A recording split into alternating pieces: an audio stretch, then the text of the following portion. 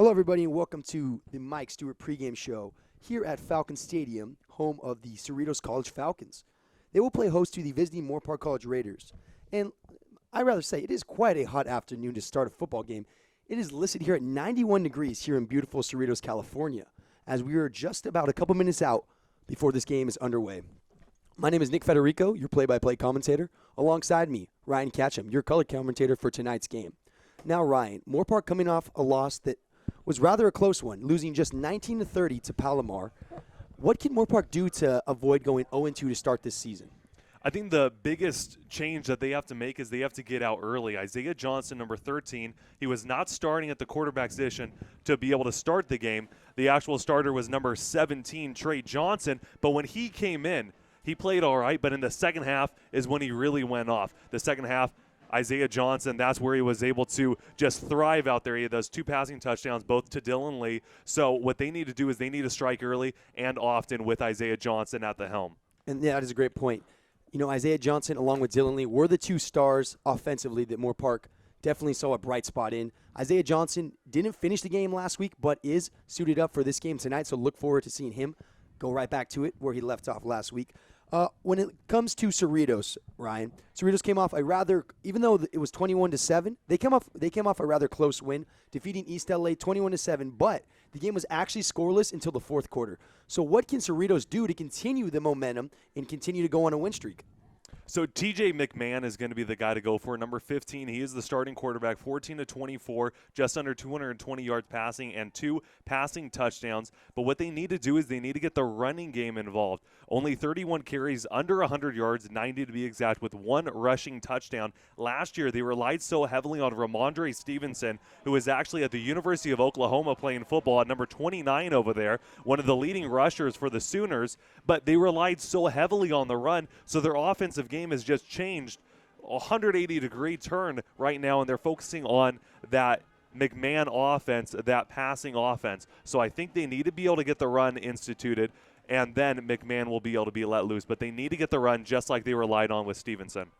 Right, and Stevenson, you know, like you said, he was such a crucial part of the Cerritos, football team. And now that he's no longer here, it's kind of, it's different to see how they're going to be able to bounce back and create a new atmosphere. Now, it is only the second week of the season. But with that being said, Ryan, how can Moore Park change the fate that they've had for so many of these past years? They've had a lot of ups and they've had a lot of downs. And starting out the season is something that Moore Park's really lacked, and they've really not been able to, overcome and start off with a couple of wins. So how does Moore Park come out tonight? What's the main thing that they can do tonight to secure a victory here on the road? What they need to do is they need to protect Isaiah Johnson, get a running game started as well. One of the reasons why they struggled in that first half is they did not run the football. In the second half, they started off with a couple runs with Eddie Onbata, number 6, one of their running backs, and that's what started Isaiah Johnson rolling at the quarterback position. They need to protect him, though, and that could be a big change for the offensive end for them. And that's going to go ahead and wrap up our Mike Stewart pregame show.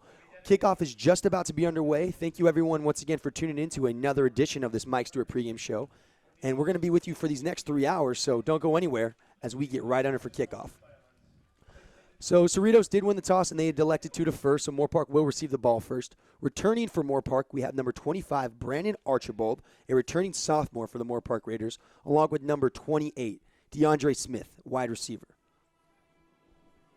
Kicking for Cerritos College is going to be number 42 for the Falcons coming away, and that's going to be Brandon Petruliescu.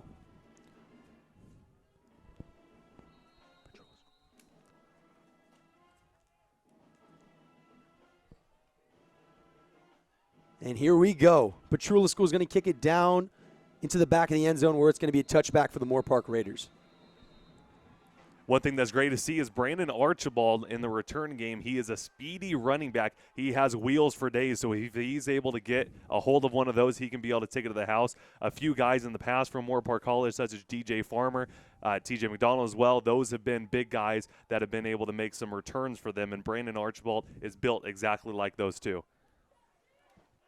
And coming out to start the game, Isaiah Johnson. Isaiah Johnson did leave the game late against Palomar. He took a rather massive shot, but it is always great to see that he's back on his feet and starting once again here for the Moore Park Raiders. So it's going to be a 1st and 10, balls placed at the 25-yard line. Johnson in a shotgun formation. Good motion. Eddie and Bada to the left side. Look, hit Bada. It is caught. And Bada's going to take that for a 7-yard gain, but there is a flag right near the start of the ball.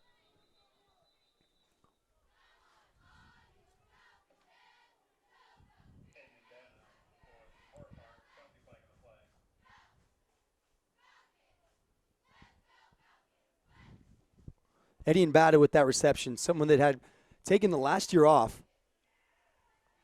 And that flag is going to go against Moore Park right there, so that's going to bring them back another 10 yards. But as I was saying, Eddie and Bada there with that reception. Unfortunately, it didn't count. But someone that is crucial for this Moore Park Raider offense, he is the biggest running back that Moore Park has. You're listed at 6'2", from the Netherlands, which is always something exciting when you have not even an out-of-state player, but an out-of-the-country player. He is an athlete that I know Moore Park is very lucky to have on their team. One thing that Moore Park has to change from last week is the penalties. 17 penalties they had. That was for 127 yards last week. That really destroyed their momentum. So they're going to get the ball here at the 13-yard line. Johnson's going to get the snap, taking himself, but he's hit right away as he's lucky to get back to the line of scrimmage. That's going to bring up a 2nd down. That goes along with the offensive line protection. If it's a quarterback keeper or even if it's just a pass play, Johnson has to have at least a few seconds of time in the pocket to be able to do something. Isaiah Johnson was tackled almost immediately. That offensive line needs to step up if the Raiders want to do anything in this game. And it's going to be a 2nd and very long, 2nd and 25 to be exact. Player to watch tonight, number 5 here, it's going to be on the top of your screen, Dylan Lee. He's a wide receiver that had over 180 yards receiving and 2 touchdowns last week. Johnson gets the snap. He's going to hand it off to Bada, who's tackled behind the line of scrimmage as the Falcons swarm around. It's going to bring up a 3rd and 28. Great job by Cerritos. They were able to read it perfectly. They knew that Moore Park was set up in a bad position, and with Eddie and Bada going in motion, they knew exactly where it was going to go. There was no other kind of misdirection that Moore Park had to be able to go a different direction. So right away, Cerritos knew exactly where it was going to go, and they know Isaiah Johnson, the accuracy wasn't there last week as well as we can see him do. So great job by Cerritos, able to catch that. So it's going to be a 3rd and 32 from the Moore Park's 3-yard line, backed up in their own end zone. Johnson's going to take the snap and just hand it off to Bada, who's tackled for maybe a gain of 1. 4th down. So a 3-and-out right away. Cerritos Falcons definitely setting the tone defensively. But Ryan, as you said, flags have been something that have really affected this Moore Park, this Moore Park program for a couple years now, and they have to. That's one thing that they can control is the mental errors. So with that being said, it's going to bring up a 4th and 31 with 12 minutes and 45 seconds left to go in the first quarter. And when I said you need to set up your run offense, I didn't mean set it up on a 1st down and long and then try to do it every single play. Need to be able to pass it a little bit too. Veteran punter Hage Mokshin going away to punt the ball. It's going to be caught at the 40-yard line. Taken out to the left side. Going to get around to the left corner where he's tripped up and takes it down to the 33-yard line. That was number 5 for the Cerritos Falcons with the return. Coming all the way for about a 7-yard gain on that. Number 5, Kevo Brown. But there is a flag on the play. Pardon me, that is C.J. Parks, the 6'1 wide receiver from Modern Day High School. C.J. Parks had 5 receptions and 82 yards last week, one of the lead wide receivers in this offensive set for the Falcons. And that flag is going to go against the Cerritos Falcons, as that's going to back up their original return. So far, defensively, Cerritos has come out and did exactly what they needed to, which was pin the Raiders inside their own end zone and force a quick punt. Let's see what the Moore Park Raiders defense can do against this powerful Cerritos offense. One of the players to watch out for, Javon Tucker, number 7. He's a wide receiver, 6 receptions, 106 yards, and 2 touchdowns in week 1 for the Falcons. So the Falcons are going to get the ball on the 49-yard line. Motion across, Tucker. McMahon's going to get the snap, look to his right side. He's going to throw it deep, wide open, but it's off the hands. Incomplete. Moore Park lucky to come away with that one. number 13 for the Falcons, for Cerritos, wide open just off the fingertips, and that was Brandon Jones, the 5'9", 170-pound sophomore from Heritage. Great pass from McMahon. And if you're the receiver, you have to grab that ball. McMahon, you should be going in the huddle and just yelling at that guy. You got to make sure that he's able to catch that ball. That was a perfectly thrown one. Blown coverage early on for the Moore Park Raiders. That's going to bring up a 2nd and 10. McMahon's going to get the snap, hand off right to his left side, which is taken down to the 40 and pushed out of bounds right there at the 38-yard line. A little bit of extra contact right there. You always love to see when two teams are really getting after it. That was Carl Odom, number 4 on the carry. He had 11 carries, 20 yards, and 1 rushing touchdown last week. And in the previous matchup, Cerritos and Moore Park last year, where Cerritos won 31-10 at Moore Park College. Carl Odom also played in that game. He had 5 carries, 24 yards, no touchdowns, as he was a little second fiddle to Ramondre Stevenson, but now has full force of the offense.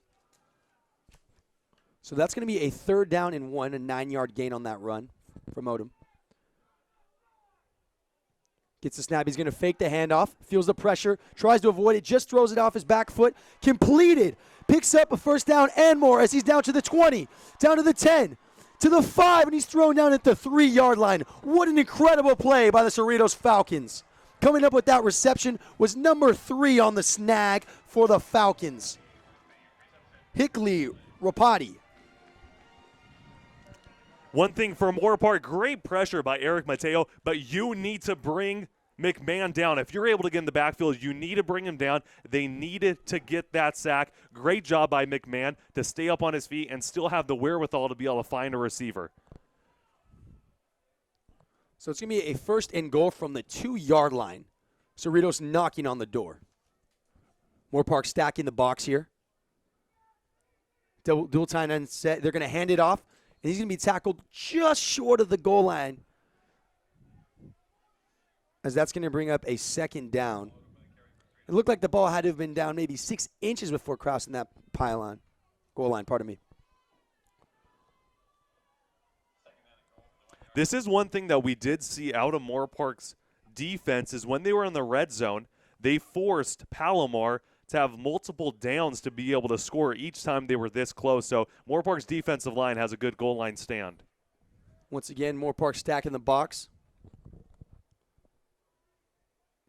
Gets the snap, going to hand it to the fullback, and he's tackled right on the line of scrimmage. There looks to be short once again. That's going to be a 3rd down. 2 back-to-back stops exceptionally executed by the Moore Park defense. And that's one thing that I was mentioning. Moore Park defense, that goal line stand, they did it all week last week, and they're doing it once again. So it's going to be a 3rd and inches as the ball looks to be 4 to 5 inches away from that goal line. This is a huge 3rd down, and this will set the tone for the entire game if Moore Park is able to come away and force a 4th down. So 3rd and inches.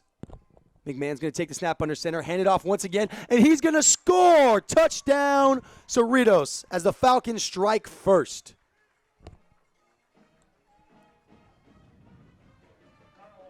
That was Carl Odom, number 4. He had that touchdown last week, coming up with another one this week. Carl Odom, as you talked about last week, had a great game last week against East LA. Once again, looks like he hasn't missed a step. They're coming out in the swinging gate is what they call it here, but it looks like they're just going to motion back into their original PAT formation. The swinging gate is sometimes used for distraction, disguise, and ultimately to go for 2 points, but in this case, it looked to just cause some confusion for Moore Park. They're going to kick their PAT as that is going right through the uprights. Cerritos strikes first with 9 minutes and 34 seconds left in the game. That was number 89 for the Falcons with a kick right through the uprights, Paul Rodriguez. But while we have a couple of minutes to thank some of our sponsors, we want to go ahead and do that. None of this could be possible without any of you. So once again, thank you for sponsoring Moore Park College Athletics. U.S. Army, go on a business trip with a company like no other. U.S. Army. Big brand tire and service. Big on fast, big on friendly. Wells Fargo Bank. Wells Fargo is recommitting to helping all of our customers succeed financially. Wells Fargo, established in 1852, reestablished in 2018. Ryan, what are your thoughts on that early drive Cerritos coming around and scoring on their first possession? So Cerritos, they really relied on that big play to be able to get down at the goal line. Good goal line stand from the Raiders on the defensive side. But the biggest takeaway is if you get in the backfield or are able to sack the quarterback, you need to take full responsibility of that, and you need to do that. They could have been able to stop that drive, but we saw Cerritos able to score. Moore Park will receive once again in the back of the end zone where it'll be just a touchback. Number 28 able to catch that for the Moore Park Raiders, DeAndre Smith. So once again, the Moore Park offense will come back onto the field after having what they would rather have, another opportunity to make up for their unsuccessful first drive. One of the reasons why Moore Park has to establish a running game is the lead rusher was Isaiah Johnson, number 13, the quarterback. He had 8 carries, 38 rushing yards, and 1 rushing touchdown, while also throwing for 240 and 2 touchdowns. So they need to be able to get a running back that could have a consistent game tonight to be able to get their offense flowing. If you're just relying on Isaiah Johnson, you're going to go nowhere. He could do a lot, but not everything. So the ball's going to be spotted at the 25-yard line. Isaiah Johnson in the shotgun. Trip set on the left side. He's going to motion over. He's going to fake the handoff. He's going to actually hand the ball off to number 24 on the left side. He's going to take that up for a nice chunk of yards, just shy of the first down. That was number 24 for the Moore Park Raiders. Malachi Meeks, actually the number 2 leading rusher here for Moore Park College. Moore Park last week, 24 carries, 100 rushing yards, and 1 rushing touchdown on the game as a team. I'm looking to see how that matchup's actually going to play out tonight, Ryan. The Moore Park's rushing offense against Cerritos' rushing defense. Last week, Cerritos only allowed 29 total rushing yards. Moore Park, like you said, had a 100-yard rushing game. So I'm pretty interested to see how those two teams are going to match up and combat one another. There was a flag on the play. Personal foul against Cerritos College, so that's going to be an automatic first down plus 15. Personal fouls are something that you can definitely have control over, so too many of those could cost you a game. So the ball is going to be marked at the 49-yard line. Once again, Isaiah Johnson, shotgun, dual receiver set. He's going to look, feel pressure, runs out his right side. He's going to throw wide open, but off the hands of number 14 for the Moore Park Raiders. Just barely went through the hands of his fingertips. Rayshawn Williams. Rayshawn Williams is actually someone that we only saw a handful of snaps last week, but it's good to see that he's already starting for this week. He must have done something over practice that earned him that starting spot.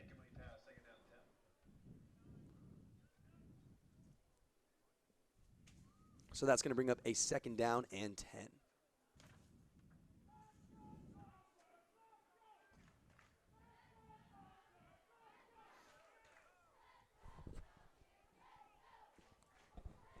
Once again, in Moore Park's usual formation, he's going to motion over Sardi. He's going to hand the ball off to Alex Sardi. Picks up a block, but stumbles over his own feet. It's going to go for a loss of 2. A little interesting play right there. That's probably going to be a pass right there by Isaiah Johnson. It was a little shuffle forward to Sardi. One thing that's pretty unique about the Moore Park receiving corps is when you look at this lineup, they have all different shapes and sizes when it comes to the receiver position. For example, we take Rayshawn Williams. He's listed here at 6'4", 185. Definitely a wide-out type. But then you look at someone like Alex Sardi, who's number 84. He's 5'7", 155. So it's great to see they have all different types of receivers that are specialized for certain positions. With that being said, it's going to be a 3rd down and 12. Johnson's going to go across the middle with it's caught by Williams with a first down for the Moore Park Raiders. What a catch and what a snag. And 2 first downs so far on this drive alone for the Raiders. You did mention previously only 29 yards rushing Cerritos gave up last week. They gave up 29 yards on 23 carries. So it's not like East LA wasn't running and they just had 29 yards because they had like 3 or 4 rushing plays. They had 23 rushing plays, and Cerritos was able to hold them for 29 yards. So pretty impressive run defense. We're going to see, as you mentioned, if Moore Park's able to do that. But if they keep passing like this, might not see too much. So that's going to bring up a first down on the 36-yard line. Johnson's going to keep it himself. Tries to cut up the field, but he kind of slipped off his own back foot. Still able to come away with a chunk of yards, but that most likely would have been a first down if he was able to maintain his balance.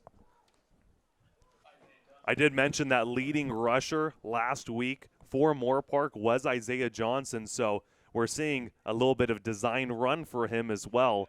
Maybe that's going to be helping him out a little bit with his confidence and getting more yards for himself and opening up the offense a bit. Keontae Skinner is going to come off the field, and in replace of him, number 1, Dupree Fuller. As Robert had mentioned last game, Dupree Fuller has definitely earned that number 1. Mike Stewart really does like the athlete in Dupree Fuller. So it's going to be a handoff up the middle. Malachi Meeks is going to get the snap and carry it for a nice gain of 6 yards. So far, Moore Park's offense has already been firing on more cylinders than we saw all of the first half last game against Palomar, and that is always a great sign that there's future success to come for this offense. And that's what we were mentioning in the pregame show. We were mentioning they need to strike early as their offense struggled in the first half. Already right now, 2 first downs on this drive, getting deep in enemy territory. That's exactly what the Raiders need. Eddie Mbata once again back in the game. Alex Sardi motion across. Johnson feeling the pressure, is going to roll out to his left, and he's going to go down with the sack from the Cerritos Falcons. Coming away with a crucial sack as Johnson was just about to break free, potentially get across for a first down. That was Logan Applewhite, number 13, coming up with the sack. He had 2 sacks, 3.5 tackles for loss, and 6 tackles overall for the Falcons last week. Definitely knows how to get in the backfield. Applewhite, like you just mentioned, Ryan, 3 sacks already in the second game. That is how you build your resume and get scholarships. So it's going to be a 4th down and 8 with just 5 minutes and 45 seconds left in the first quarter. Moore Park is going for it. In the shotgun set, dropping back. Going to throw a dart, and it's caught for a first down. Dylan Lee on the reception. That's the first time Lee's had his first reception all night. And without a doubt, if you could give an MVP last week, it had to have been Dylan Lee with 183 yards, 2 touchdowns, and a handful of receptions. And the scary thing about the offense for the Raiders is last week, they didn't score in the first half. Dylan Lee had both of his touchdowns in the second half, so they didn't even realize that they had that good of a receiver, at least in this offensive set, until the second half. Imagine what they could do with him in the first half, and you already see 3 first downs so far on the drive. Right, and let's not forget, too, Dylan Lee also had a 45-yard punt return that helped the Moore Park Raiders out as well, so he can get it done in multiple areas. Moore Park's going to call their first timeout of the night. And with that, we want to thank just a few more of our sponsors. Once again, we couldn't do it without any of you. So thank you once again for supporting Moore Park College Athletics. UCLA Health, a proud sponsor of Moore Park College Athletics, with neighborhood offices in Simi Valley, Porter Ranch, Thousand Oaks, Ventura, and Westlake Village. The very best care is now closer to you. UCLA Health, it begins with you. Pegasus Transit Incorporated. We are the answer to all your transportation needs. In-N-Out Burger, freshness you can taste. Simi Valley Auto Center, proud to support Moore Park College Athletics. DCH Lexus of Oxnard, proudly supporting education in Moore Park College football. Lexus, experience amazing. Early on into the game, Ryan, it's been a pretty even showdown so far. With just 5 minutes and 3 seconds left in the first quarter, both teams have really been pulling their weight. Of course, Cerritos is up 7-0, but Moore Park definitely driving down the field and could easily score on this drive right here. Yes, they're driving down the field. They're trusting their main guys that we saw out last week. And one thing that I do want to see is a little bit more action for number 1, Dupree Fuller. He's a pretty big tight end, 6'4", 235-pound freshman. They could definitely use him in this offensive scheme. Without a doubt, Dupree Fuller is someone that definitely could get the ball. It's going to be a first down here on the 23-yard line. Johnson's going to get the snap. Breaks a tackle, barely stays on his feet. He's going to throw once again and hit his receiver for another first down, Dylan Lee. But once again, there is a flag on the play. One thing I was impressed that Isaiah Johnson was able to get outside of the pocket, rolling right, and still able to throw a pretty accurate pass to Lee. I mean, Lee's a great receiver, but not every quarterback can be able to do that on the run. So that penalty is going to go against the Cerritos Falcons there. Roughing the passer was the call. Surprising call, though, because Isaiah Johnson did stay on his feet. And it didn't look like there was too much of a roughing the passer call, but of course, we're not going to speculate. The call was roughing the passer. So that's going to bring up a whole new first down as Moore Park is able to retain possession at the 6-yard line.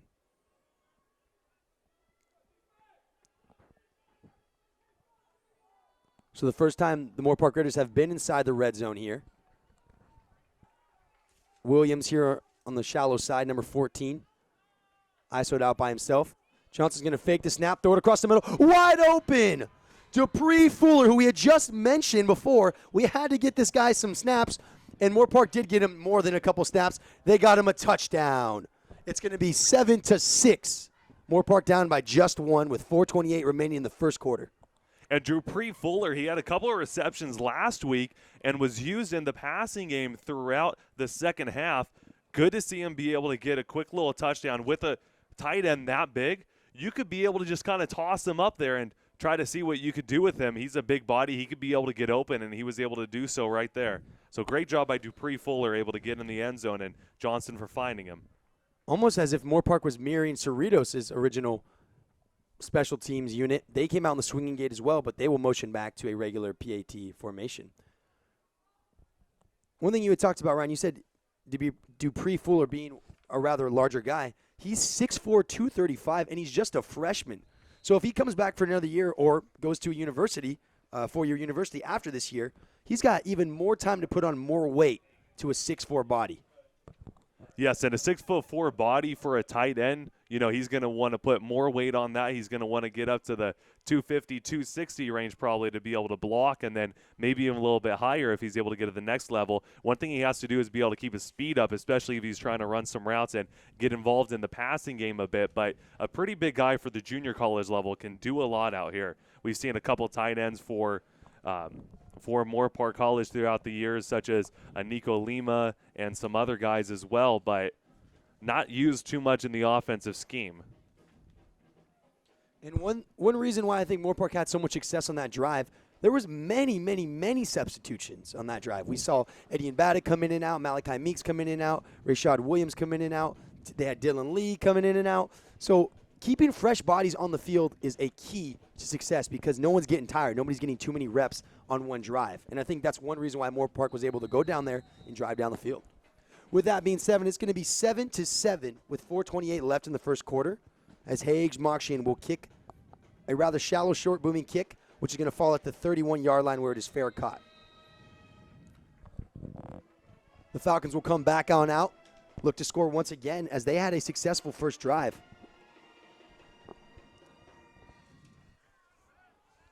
Yes, that drive culminated in that 1-yard rushing touchdown by number 4, Carl Odom. He's a 6'1", 227-pound sophomore. Has a lot of weight on him, being able to do exactly what he needs to do with it, however.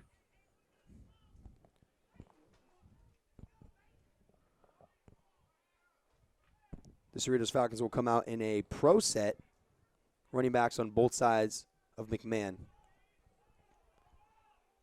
Ball's going to be placed at the 33-yard line to begin the drive. Going to get the snap, just hand off, right, rushed up the middle, breaks a tackle, breaks another tackle as he's able to take that for a first down, taking it all the way to the 48-yard line. What a run by the Falcons. And Odom will come out for the Falcons as number 84 will be coming into the game for Cerritos. That being Matt Den Hartog, the 6'3" tight end, 240-pound sophomore from Los Alamitos High School. So one play, one first down. Cerritos comes back on out. Ball on the 47-yard line. McMahon in the shotgun. Moore Park stacking 3 in the box. He's going to get the snap, looking over to his left, throwing a deep throw, which is underthrown off of Colby Williams' hands and just somehow just dropped it. It looked like he had a perfect reach on it. You can see a little bit of frustration on him as he knew he might not get an opportunity like that for the rest of the game. Great coverage by Colby Williams. And that's one thing that I was mentioning in the previous drive when number 2, Eric Mateo from Moore Park, was able to get in the backfield and wrap his arms around McMahon, the quarterback, was unable to bring him down for a sack, and they scored later on in that drive. That big play actually got them inside the red zone. With this play, you need to be able to capitalize on every single thing that you do. These mistakes are unneeded, and they need to be able to change that. They need to be able to get that interception and get that sack. So there's going to be a flag on the play. Looks to be going against Cerritos, as it will.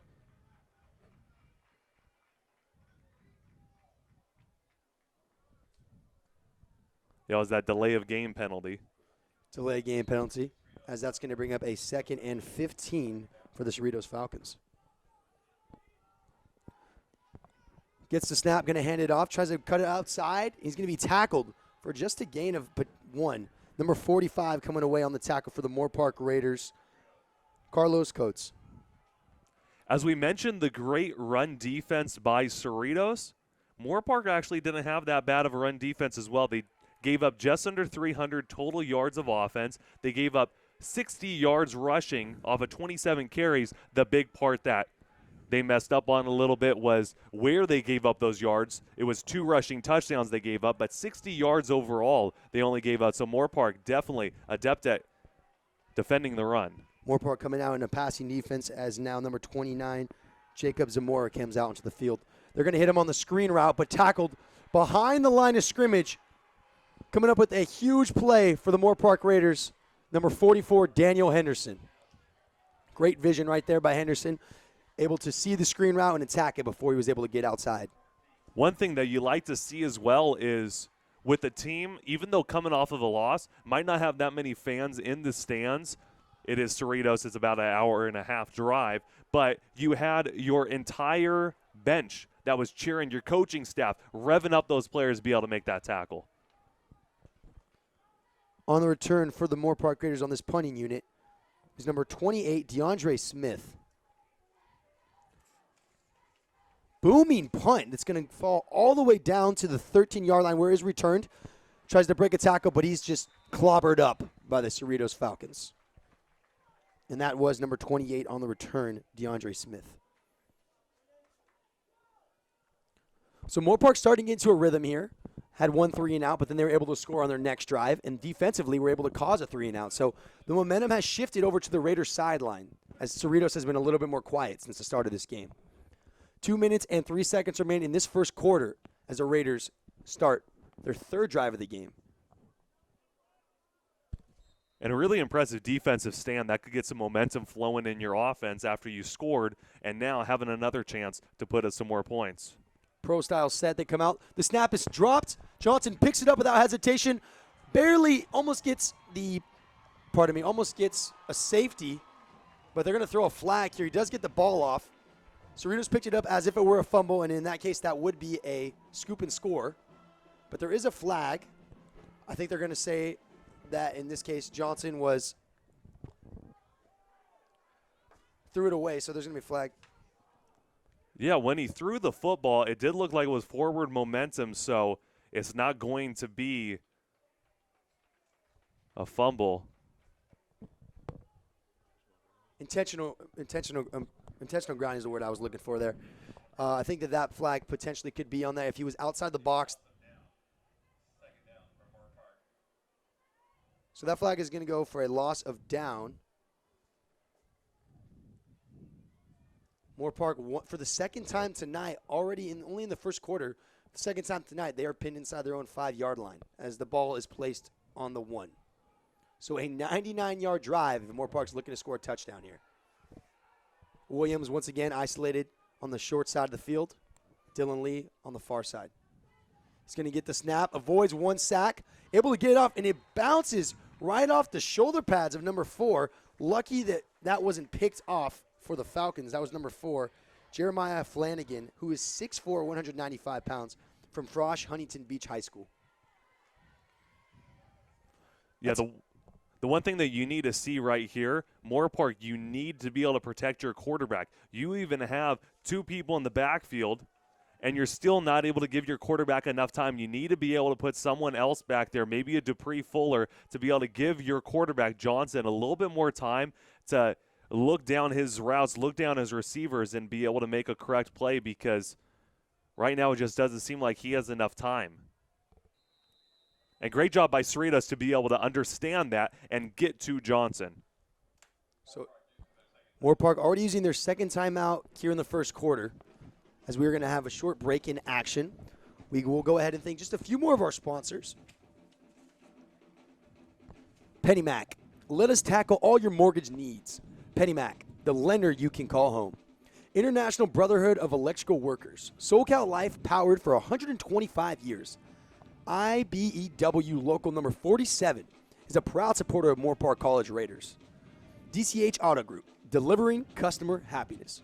Corner Bakery Cafe, located in the Simi Valley Town Center, a proud supporter of the Moore Park College football. Breakfast, lunch, dinner, catering. Matera Design Consultant. For all your design, layout, and production needs, contact Vine Matera at vmatera@earthlink.net. Matera Design Consultant. Los Robles Health System has been your source of your family's health care for more than 50 years. Award-winning care closer to home. And with that being said, we're going to get right back into it as Moore Park comes back from that second timeout that they have called now. Once again, they are just on the 1-yard line for the second time tonight, pinned inside their own 5-yard line, as it is going to be a 3rd down and 22. Right now, you just need to get outside of your own end zone and give your punter a left time to punt the football off on 4th down. Johnson's going to get it in the shotgun. Looking, he's going to throw a deep throw down the sideline, and that's going to go out of bounds. Intended receiver, Rashad Williams, number 14. But there is a flag on the play. See, what I thought they would have done, as I just mentioned, I thought they would run the football, at least give your punter enough distance so that he's not just trapped in the back of the end zone. He has a little bit of room for himself. But, I mean, I guess you could launch it down the field if you want to try to get some more, at least try to get a 1st down. But to give your punter some room, that's definitely a good choice. That penalty is going to go against the Falcons, as it's going to bring up another 3rd down, but now a little bit more manageable, as it is a 3rd down and 17. One reason, as you talked about, Ryan, with Johnson not having the time that he needs in the pocket, we talked about in the last game, 3 of the 5 offensive linemen here that are starting for Moore Park are freshmen. So a little bit of lack of chemistry is maybe one reason why it's causing such a quick amount of time in the pocket. Once again, in shotgun, he's going to throw a dart right down the middle to Dylan Lee. Hits him on the money right down the middle of the field, as that is just enough for a 1st down. Great connection, great vision by Johnson, able to see his checkdowns before ultimately hitting Lee across the field. And while Lee, he just has incredible hands as well. No matter how many people are around him, he's going to be able to wrap his hands on the ball and be able to get that reception. One thing as well that I'm impressed with is the route running of Lee. Lee is able to find that wiggle room inside the defense, almost like Vinny Corso was able to last year and the previous year as well. Dylan Lee, definitely a great receiver for Moore Park. He's going to fake the handoff, take it himself, but ultimately just tackled for a loss of 3. Nothing going on that play here. Looked like a miscommunication with the offensive line, as the entire Cerritos Falcons were able to swarm in for that sack. Keontae Skinner will come out, and Dupree Fuller will come in. Maybe that's one reason why the Falcons are so great at their run defense is they're able to get in the backfield quick. They swarm, they send a lot of guys, and they know exactly where to go. They know how to be able to get around the tackles to be able to get to the quarterback, because right now it just seems like they know exactly what they're doing on the run defense. So it's going to be a 2nd and 12 from the 24-yard line. Brandon Archibald is going to get the handoff, and he's going to be tackled after a gain of just 2. Multiple flags were thrown right at the point of contact.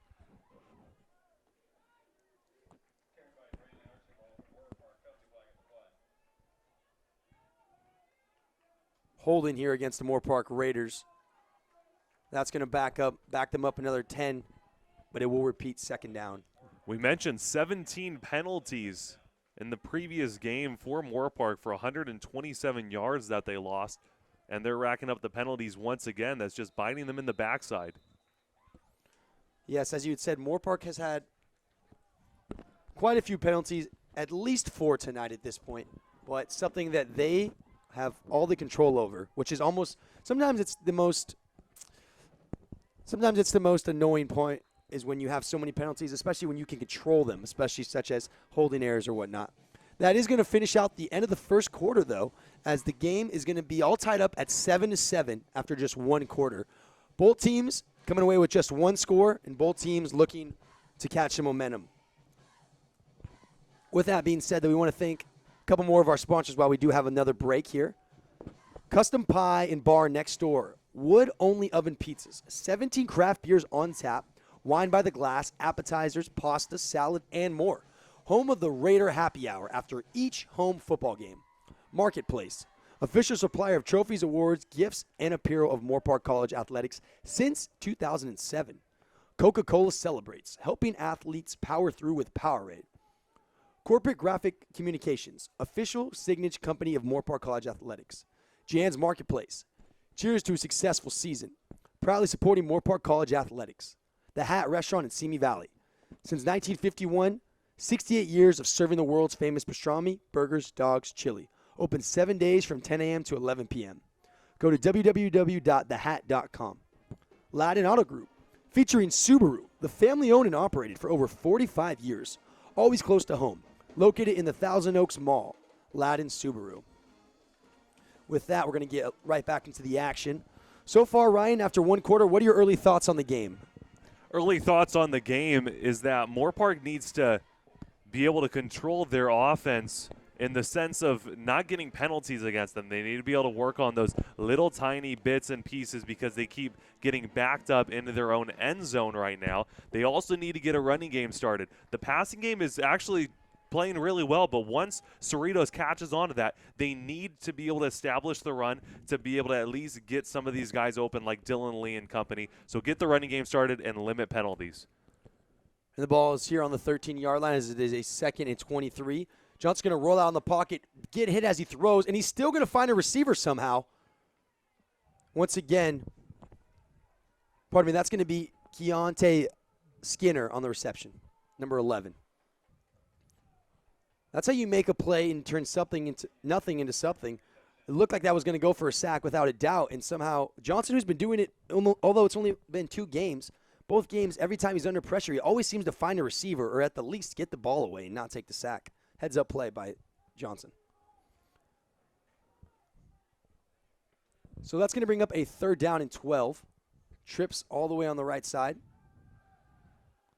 He's going to throw and going to be dropped right where he caught it. That is Alex Sardi, number 84, for a gain of 1 on the reception. That's going to bring up 4th down as the punting unit will come out. The way that Isaiah Johnson is able to stay on his feet and the strength that he has to be able to knock defenders off of him, I know Coach Stewart, he was comparing Isaiah Johnson to Cato Brown, a former Moore Park College quarterback, and he was able to do the same thing as staying on his feet and extending plays by using his feet. And you could definitely see the comparison if you've been watching Moore Park College football for a little while. Returners for Cerritos for the punt, Javon Tucker, number 7, and C.J. Parks, number 5. Mokshian kicks the punt going deep, where it is returned by Tucker, who's going to take it to the left side, make a cut, and takes it for a nice gain of 15 to 20 yards. Once again, another flag comes flying out down at the 50-yard line. Nice return, though, by Tucker. We're seeing way too much yellow laundry out on the field right now. It's pretty disappointing to be able to see both these teams just getting penalty after penalty. Most of these penalties have been ones that you can avoid by just little changes to your scheme, and right now another one. Yes, Ryan, and this far in the game, over 10 penalties have already been called, and we are just 13 minutes and 25 seconds into the 2nd quarter.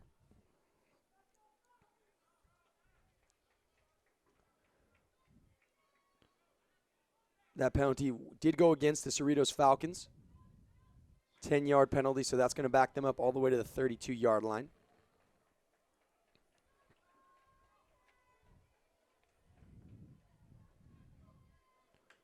Both punt returners on that prior play coming out for the first snap of this drive here. Tucker along with Parks, number 5 and number 7, respectively. McMahon reading the defense, looks to have audibled or adjusted the play call. Gets the snap a little bit low, but he's able to get the handoff. Cut out to the outside. Quick speed as he picks up the 1st down and some. What a run, as that's a gain of 20 yards for the Cerritos Falcons. What a carry there. Jacoby Hardy, number 6 for the Cerritos Falcons, coming up with a huge run. And as you talked about earlier, Ryan, that's one thing that the Cerritos Falcons have over the Moore Park Raiders is that they're having success not only in the pass game but in the run game. As for the Raiders, are only having success in the pass game, so it kind of eliminates the fact that Cerritos doesn't have to worry about the run as much when it comes to the Raiders. But that's going to be another first down on the 49-yard line. McMahon gets the ball, fakes the handoff, rolls out to his right, sees a wide open receiver, hits him in stride as he's at the 10, 5, touchdown Falcons. Number 5 on the reception, C.J. Parks. C.J. Parks in the previous game, he had 5 receptions, 82 yards receiving. And C.J. Parks, one thing that I was mentioning that Dylan Lee does amazingly on the Moore Park Raiders squad is that he is able to find the lapses in coverage. And right there, C.J. Parks was able to find the room inside the secondary and was able to get wide open. Great job by McMahon to be able to hold the ball long enough to be able to see that his receiver was wide open and be able to recognize that, and he just threw a perfect ball right there. But C.J. Parks, great job on getting open and finding that lapse in coverage. One thing that you don't see too often is the starting quarterback out there for the PAT, but TJ McMahon is the holder for the PAT. Sometimes that can be a risky call just because it obviously increases the chance of someone getting injured. But with that being said, it's going to go right through the uprights as Cerritos regains the lead, 14-7 with 12 minutes and 38 seconds left. What a pretty pass, huh, Ryan? He was able to scan the whole field, gave Parks enough time to get out on his post corner route and hit him in stride. That's a D1 kind of throw right there that we saw.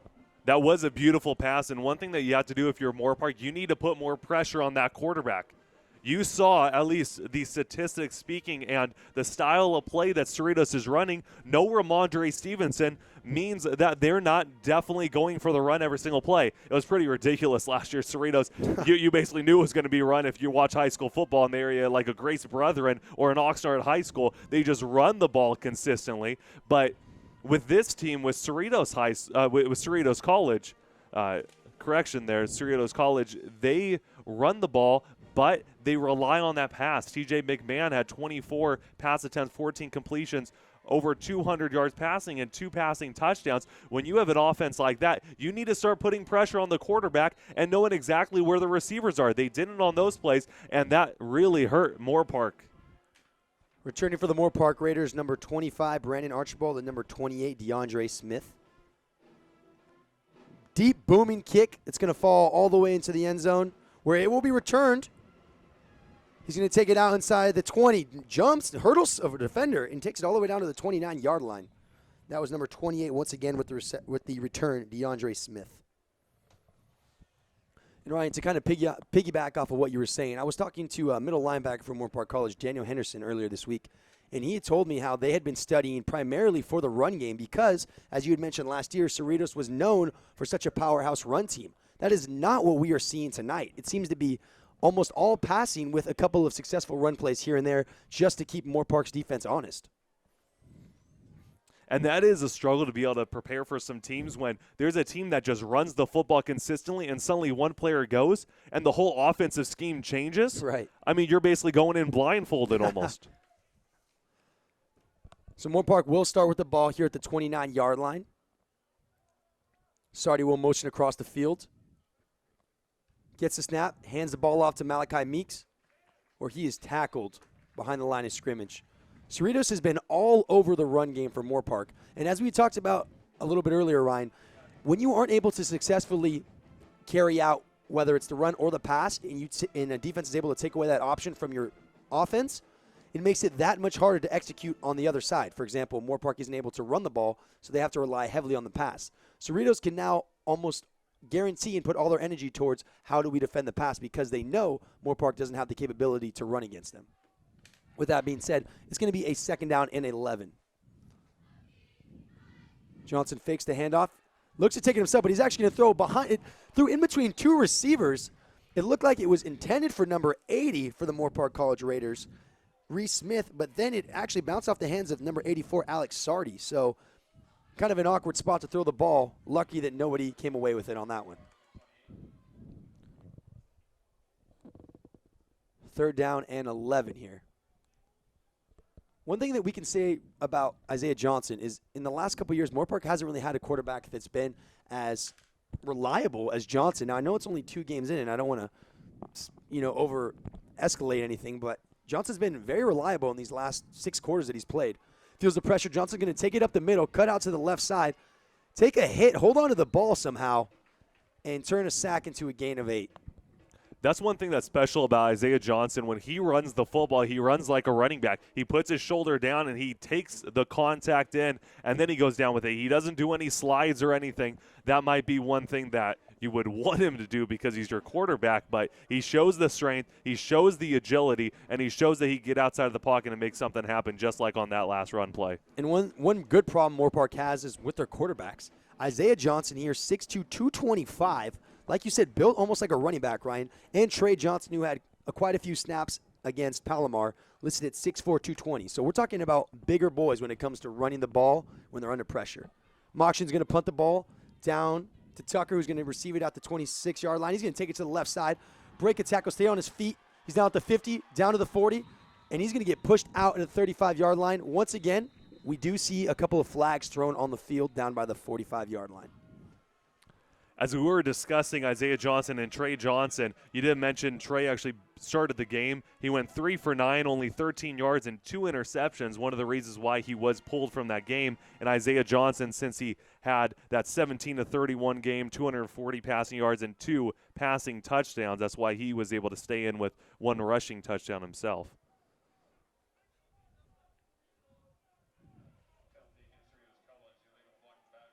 The penalty is going to go against Cerritos College as an illegal block in the back. That's going to move their spot of the ball. That's the second time tonight we've seen Cerritos, particularly Tucker, return it and go against him on his own run because of a flag called. So once again, as Ryan likes to call it, that dirty laundry is doing them dirty. All that yellow laundry out on the field. Need to be able to clean that laundry. up. That's right. That's right. Need to clean it off the field. That's right. All right, so with 10:43 left in the second quarter, Cerritos is going to start this drive here on the 30-yard line.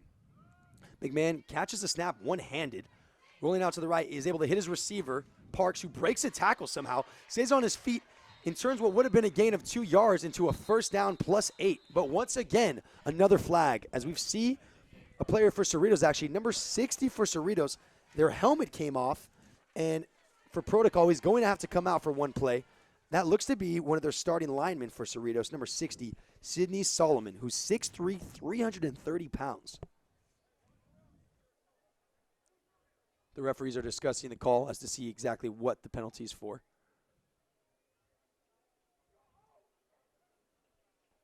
One thing you don't want to lose is one of your offensive linemen, even if it's for one play. Got to be able to hold on to those guys. There was no penalty on the play. Sometimes that happens. Referees think they see something, and they realize they didn't see anything. So in that case, that's exactly what just happened. No penalty on the play. McMahon will come back into the huddle. Some players to watch for in the secondary for Moore Park College. Peyton Shelton, number 21, playing safety tonight. The only returning starter in the secondary for Moore Park College. Pro set style. Going to hand the ball off. Breaks a tackle and able to take the ball up for a gain of 5. Looked to be a late hit right there as number 99 went falling backwards, but no call on that one. No, that was number 99, pardon me, for the Moore Park Raiders, just to clarify. Jamar Walker. Number 32 is going to come out of the game for the Moore Park Raiders running off the field, so they're taking out number 32. That is Andrew Rowland. It's going to be a 2nd and 5.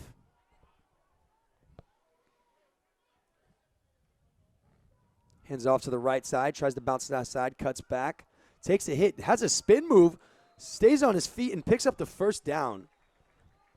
And that was Odom, number 4, for Cerritos, picking up that first down. And Carl Odom, Ropati, they're both showing that they could be able to put their helmet down and just be able to run for a first down, as they have 2 first downs so far on this drive. But one thing that Moore Park has to do the same thing. Both teams have good rush defenses, but Cerritos is not shying away from the run as much. You need to be able to establish that and be able to get that rolling to get Johnson open a little bit, as now McMahon is. So it's going to be another first down. Ball on the 41-yard line. McMahon takes a snap, looks to his left. Deep throw just over the body of number 7, Tucker, the intended receiver for Cerritos. McMahon, one thing he's showed us so far, especially with that early connection, that 49-yard touchdown pass to C.J. Parks, is that he can throw the ball, and he can throw it with accuracy and emphasis. Yes, and he can. And that one main wide receiver, number 7, Javon Tucker, 6 receptions, 106 receiving yards, and 2 receiving touchdowns last week. He is coming out of St. John Bosco High School, one of the top teams in the nation, finished number 2 last year, and also is number 3 currently right now, at least previously to this last weekend. So a 2nd down and 10, as the last play was an incomplete pass. Going to hand the snap off to Odom, who breaks a tackle, tries to cut back outside, cuts to the left side. Jersey's being pulled and still gets 8 yards on the carry. I think right there what Moorpark is doing is they're over-pursuing. They're not staying in their lanes. Right there you saw the entire Moorpark defense kind of got those big eyes, and they all swarmed to the left side trying to come away with a tackle for loss. Instead, because everyone shifted over, Odom was able to cut it right back, that cutback lane as they call it.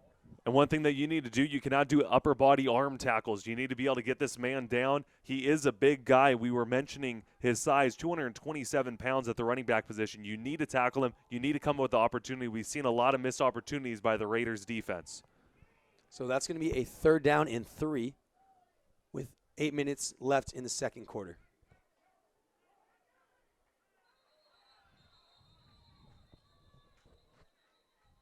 Whistles have been blown. Looks to be a delay of game or a false start here for Cerritos. Or timeout, pardon me, how about neither? It's going to be a timeout for Cerritos College, as there was no yellow flags on that one, so it is a timeout for Cerritos. That is their first timeout of the half. They still have 2 remaining with 7 minutes and 54 seconds left to go in the second quarter. With that being said, we are going to thank a couple more of our sponsors. You guys make all of this possible, from the broadcast to the live stream to the YouTube videos. We want to thank all of you for everything you guys do for us just to make this opportunity possible. Meathead Movers. Don't settle for anything less than the best. Meathead Movers. Proudly serving Ventura County since 2007. Stonefire Grill, where community is served. Dine in, take out, delivery, and catering. Proud supporting Moorpark College athletics. College football is here. Celebrate with Chick-fil-A, Sycamore Square, and Simi Valley.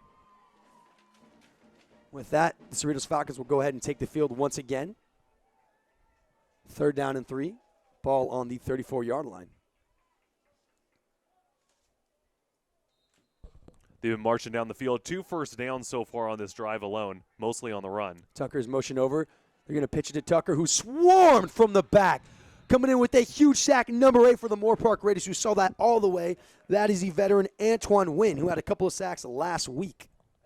Yes, Antoine Wynn last week, number 8, 3 tackles for loss, 1 sack, able to come up with a big tackle for loss on that play right there. Antoine Wynn, a player to watch out for on the defensive side for the Raiders.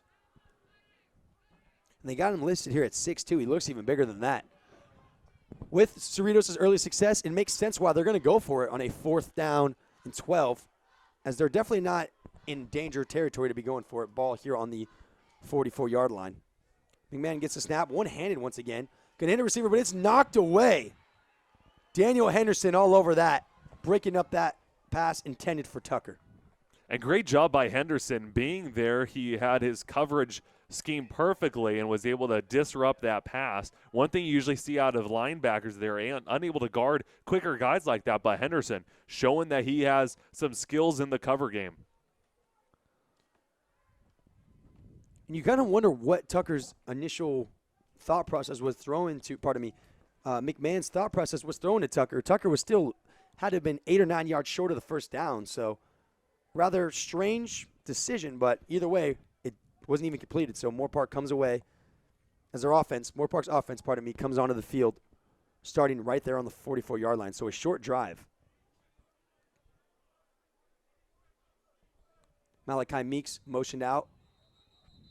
Flags fly. False start against Moorpark College. That's going to back them up 5 yards.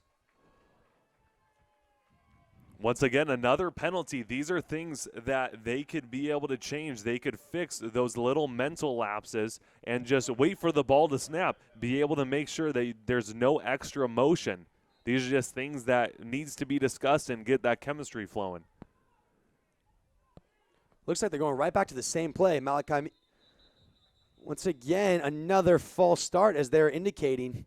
Back-to-back plays. They have a saying, insanity is doing the same thing over and over and expecting a different result. It looks like Moore Park did the exact same thing as the play prior.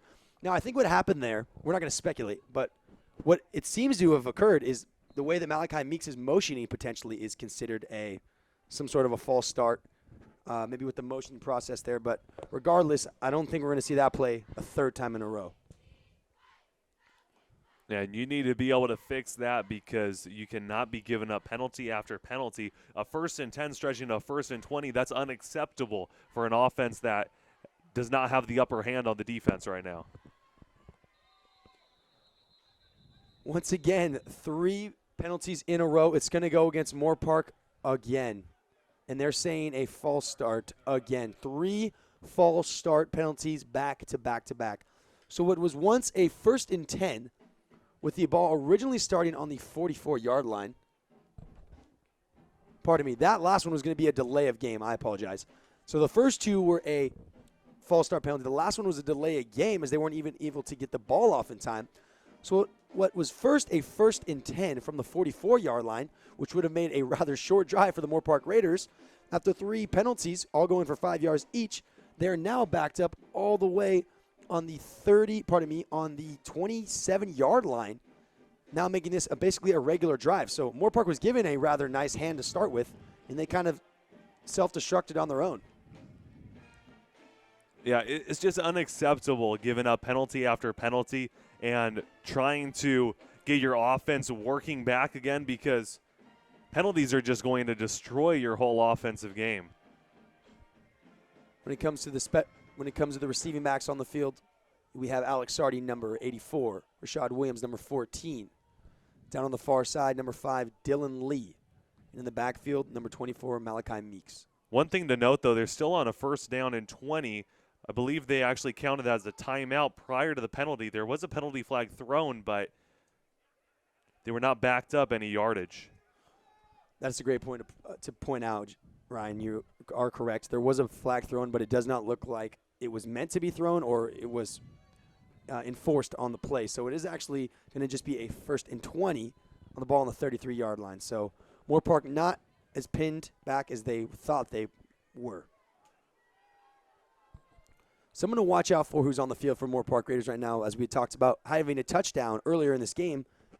Dupree Fuller, number 1, at the tight end position here on the left side, next to the left tackle. He's a guy that not only can get it done in the receiving game, but with the frame of a 6'4", 235 build, he can definitely be a blocker. And that's something that in today's game you don't see too often. You're either a receiving tight end or you play line. If you're able to block, that'll get you a scholarship to the next level. He's going to go ahead and snap the ball off, hand it off to Meeks, who takes it up for a gain of 2.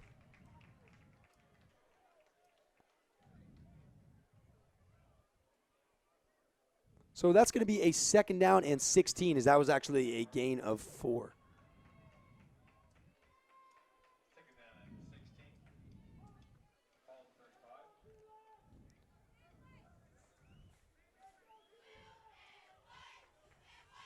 Johnson fakes this handoff in a way. Go ahead and hits Dylan Lee, who breaks a tackle down to the 50 before he's tackled. Dylan Lee, so explosive, and more than anything, his acceleration is something that should be noted. But once again, there is a flag. Looked to be after the play. That was a great play by Dylan Lee and the Moore Park offense, but one thing that you need to look at the beginning of that play, which was pretty much standard for Moore Park offense last week, is they had center quarterback disruption. They did not have that same communication. There was a bunch of snaps to Isaiah Johnson's feet, and that's what you saw on that play right there. Isaiah Johnson, he struggled a little bit holding on to the football as the ball was snapped. They need to be able to get that chemistry working, and they need to be able to get the ball straight up into Johnson's chest, into his hands, so that he could be able to throw the football. There's also a player down for Cerritos, which you hate to see. That is number 91, Bidia Togafa. the 6'2", 295-pound sophomore from Warren High School is down on the field. He looks like he's able to get up on his own 2 feet, and he is, so that's always a great sign that it can't be too detrimental to him. As far as the flag goes, it's going to back Moore Park up to a 3rd and 16, so it looks like they are just going to redo the down as of now. Yeah, it was that unsportsmanlike conduct against the Raiders. There was some extra action off to the sideline after that tackle was made. And that's something that is, without a doubt, the most ridiculous sort of penalty, especially if you're not even in the game, Ryan. I mean, if you're out here saying whatever you are saying to the players, talking, right, I understand how, competitive football is, but you don't want to be getting a flag when you're not even on the field. It's just careless, you know what I mean? It's a mindless way to cause penalties for your team. And that's one of the things that we were mentioning. These are penalties that they could be able to stop. It's not like these are ones that you can't control. These are penalties that they could control, and they continue to do it themselves every single time. They would have had a 3rd and short, but now it's going to be a long one. 3rd and 16, ball on the 36-yard line. Look for a pass on this one. Johnson's going deep down the field, has an open receiver, but overthrows him. Intended receiver, Keontae Skinner, who was wide open. That's going to bring up a 4th and 16. One thing you can't deny is Isaiah Johnson's arm strength, but the accuracy is something that he could probably tweak. We were mentioning that in the previous game, and it's coming up again once again that he does have that arm strength. He has the confidence to be able to throw it deep as well. It's just what you need to do is you need to be able to build that accuracy. That accuracy is going to do so much wonders out here for Johnson and company. Receiving for Cerritos Falcons, number 13, Brandon Jones, along with number 7, Javon Tucker. Javon Tucker is going to receive it. Try to take it to the outside. Nice gain of 7 or 8. Javon Tucker has to be arguably the deadliest player offensively when it comes to Cerritos. He's all over the field, whether it's the punt return, kick return, or wide receiver position. That is the number one guy I think Moore Park needs to focus their attention on locking down, Javon Tucker. And Javon Tucker, one of the pretty incredible things about him, I mentioned St. John Bosco, who is one of the best teams in the nation every single year in football for the high school level. When I mean best teams in the nation, I mean 1 through 5, up there with IMG Academy, Modern Day, up with Centennial, sometimes the Trinity League teams as they're part of that league. But he is 5'10", 175 pounds. Nothing too special out of him in those categories, but he knows how to get open, and he knows how to catch the ball, knows how to run routes, and that's why they need to watch out for him. McMahon hands the ball off right up the middle. Gain of 3 yards on the play. Sometimes it doesn't matter the size of the line, but the size of the heart inside of the line, correct? That's right. Right there with Javon Tucker. Or instead of the heart, we'll just replace that with football IQ because he is high football IQ mind. Something I want to point out to our viewers that were able to watch the Palomar game last week, Ivory Jackson, who wore, correct me if I'm wrong here, Ryan, 58 or 59, I believe, last week, is now wearing his original number from last year, number 19. So Ivory Jackson, one of these star defensive players, is wearing number 19 this week. He's going to pass and hit his receiver down there on the 38-yard line. Once again, Tucker stays on his feet, extends his hand, and is able to pick up the first down. And yes, as you were mentioning, Ivory Jackson, he was number 56 last week, and now back at 19, as you mentioned. Ethan Posler, a quarterback from Moore Park, was actually wearing the number 19 that day. But a great job by Tucker getting open, but also doing more after the catch. The yards after catch is what he's known for, especially in this game. First down right on the 50-yard line. Motions their tight end across. Extra protection inside the pocket. McMahon's going to look, underthrown and broken up. That was a great play there by number 20 coming away for the Moore Park Raiders, breaking up that pass. Mike Lopez, the free safety. 6 foot, 165 pounds from Winter Park, Orlando, Florida.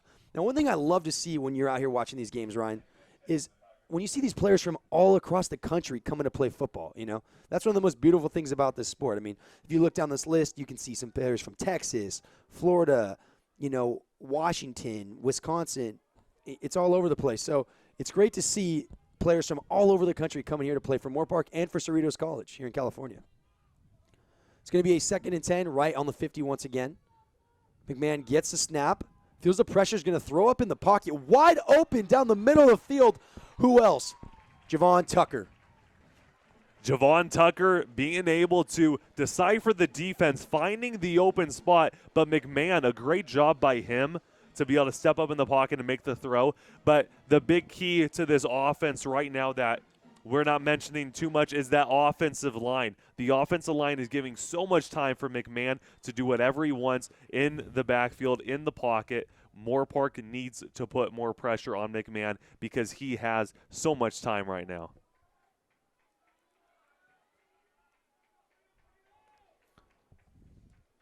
It's going to be a first down from the 19 as the Cerritos Falcons are in the red zone once again.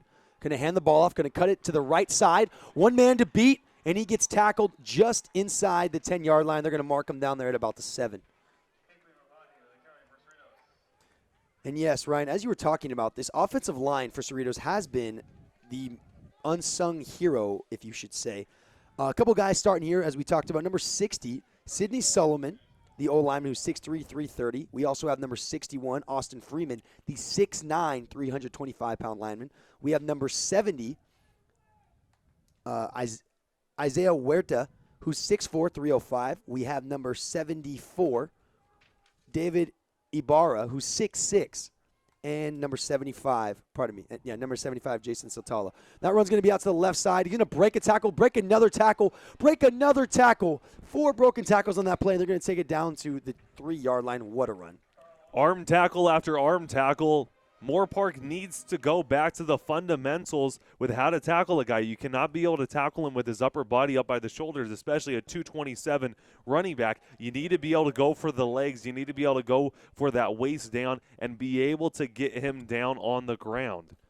And if we just look at the heights, we don't have to go all into it, but if we look at the heights here for these offensive linemen for Cerritos, 6'6", 6'9", 6'3", 6'3", and 6'6". Some big boys that the Moore Park D-line has to deal with, and that's a large part of their success. Going to fake the handoff, throw wide open. As he is wide open in the end zone, Cerritos coming away with another touchdown. That's a well-designed run and even a better call by the offensive coordinator for Cerritos College.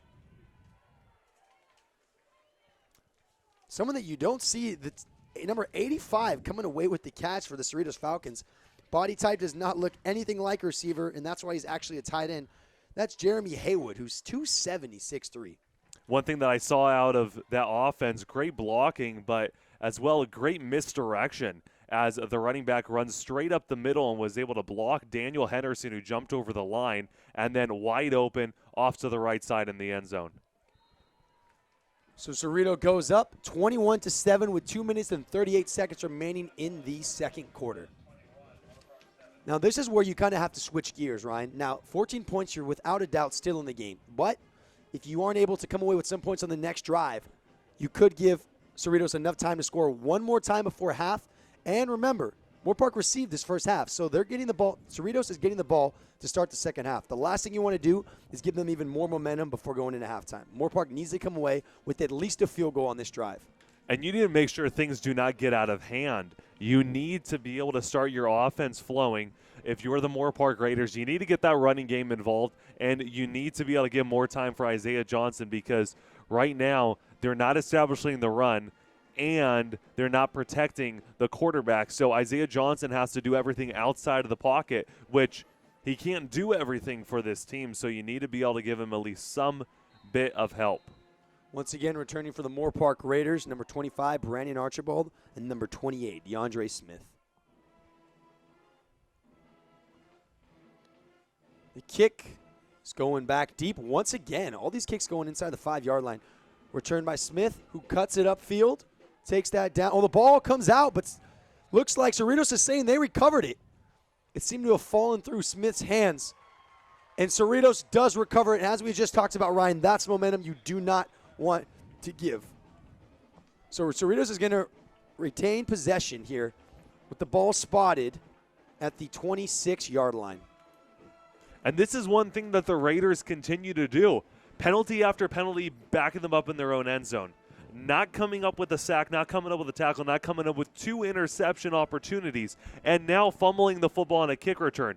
You are having these opportunities and you are missing them, or you are doing something negative to that opportunity. You need to be able to secure those tackles, hold on to the football, stop those penalties. These are little things that they are hurting themselves doing, and that's why these opportunities for Cerritos are coming up. Snap. He's going to hand off to the right side. Once again, get some speed. One man to beat, cuts it back, breaks another tackle as he doesn't even go down. What a run, as that ball is going to be marked at about the 7-yard line. Moore Park doesn't have an answer for the run or the pass game, and that's the best problem for Cerritos to have because they're able to pick apart the defense any way they'd like, and it opens up so many more opportunities because they have so much success regardless of whether it's a pass or a run. That was Jacoby Hardy, number 6, the running back, 5'10", 185-pound sophomore. Once again, the Cerritos Falcons inside the red zone. McMahon gets a snap. Going to go ahead and just push it out to his right side where he's tackled. Quick lateral, but there is another flag on the play. Jacoby Hardy on the carry. We'll see if this call stands or if it's going to be backed up against Cerritos.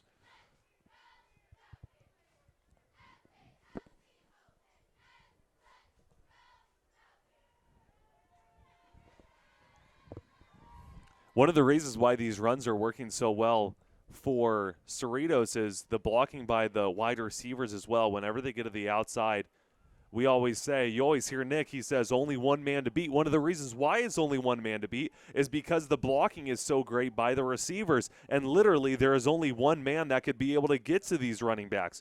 When you have wide receivers that can block, that's going to open up so many more opportunities for your running game, and it's showing tonight. An unselfish wide receiver.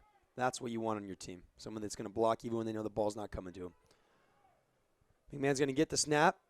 Take it himself, but he's tackled for a huge loss. Coming up with the tackle number 45 for the Moore Park Raiders, reading it all the way through, Carlos Coates. Now, for our viewers back home, just so you have a perspective, when kickoff started, it was 91 degrees here at 6 o'clock at night. It is now still 85 degrees here. I can only imagine it's got to be a little bit hotter on the field with the turf. So that's something you have to take into account, Ryan, right? I mean, a hotter atmosphere, even though it's later at night, energy's drained a little bit more than maybe both teams would like, and that's definitely got to take an effect and a toll on their body. Yeah, there was a heat advisory out yesterday from 11 a.m. to 7 p.m., and then triple digits yesterday and today. Snap off. McMahon looking down the middle, and it's caught for a touchdown in the back of the end zone. What a snag as he was able to keep both feet in bounds. Number 9 for Cerritos coming up with the snag. If it's not Tucker, if it's not Parks, then you know it's got to be number 9, Zach Ruiz, the 6'3", 190-pound freshman from Frosh Los Alamitos High School.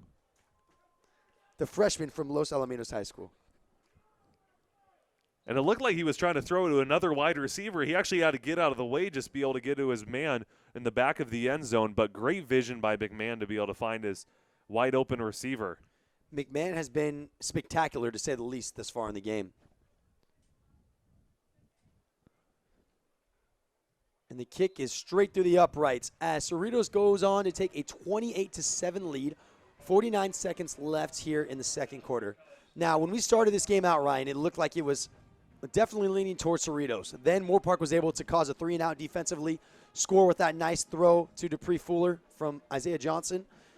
But then after that, Moore Park lost momentum, and since then it's been all Cerritos for the remainder of this game. Yes, ever since that second drive of the game where Moore Park was able to march down with 4 first downs and get the passing touchdown to Fuller, as you were mentioning, they had a punt after punt after punt after fumble on a kickoff return.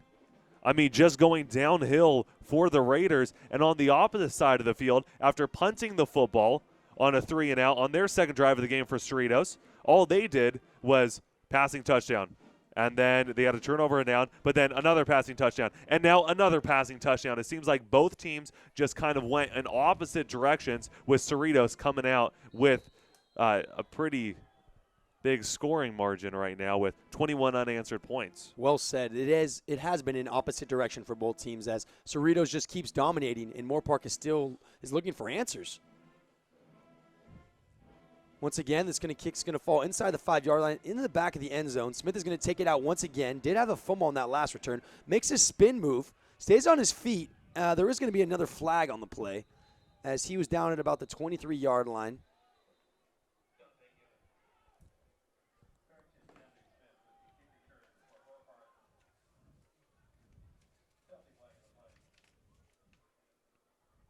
We wait for the call. And this is something that's unacceptable for the Raiders. Another penalty just being tacked on to their total. And it is going to go against the Moore Park Raiders. Illegal block below the waist is the call. Also sometimes known as clipping.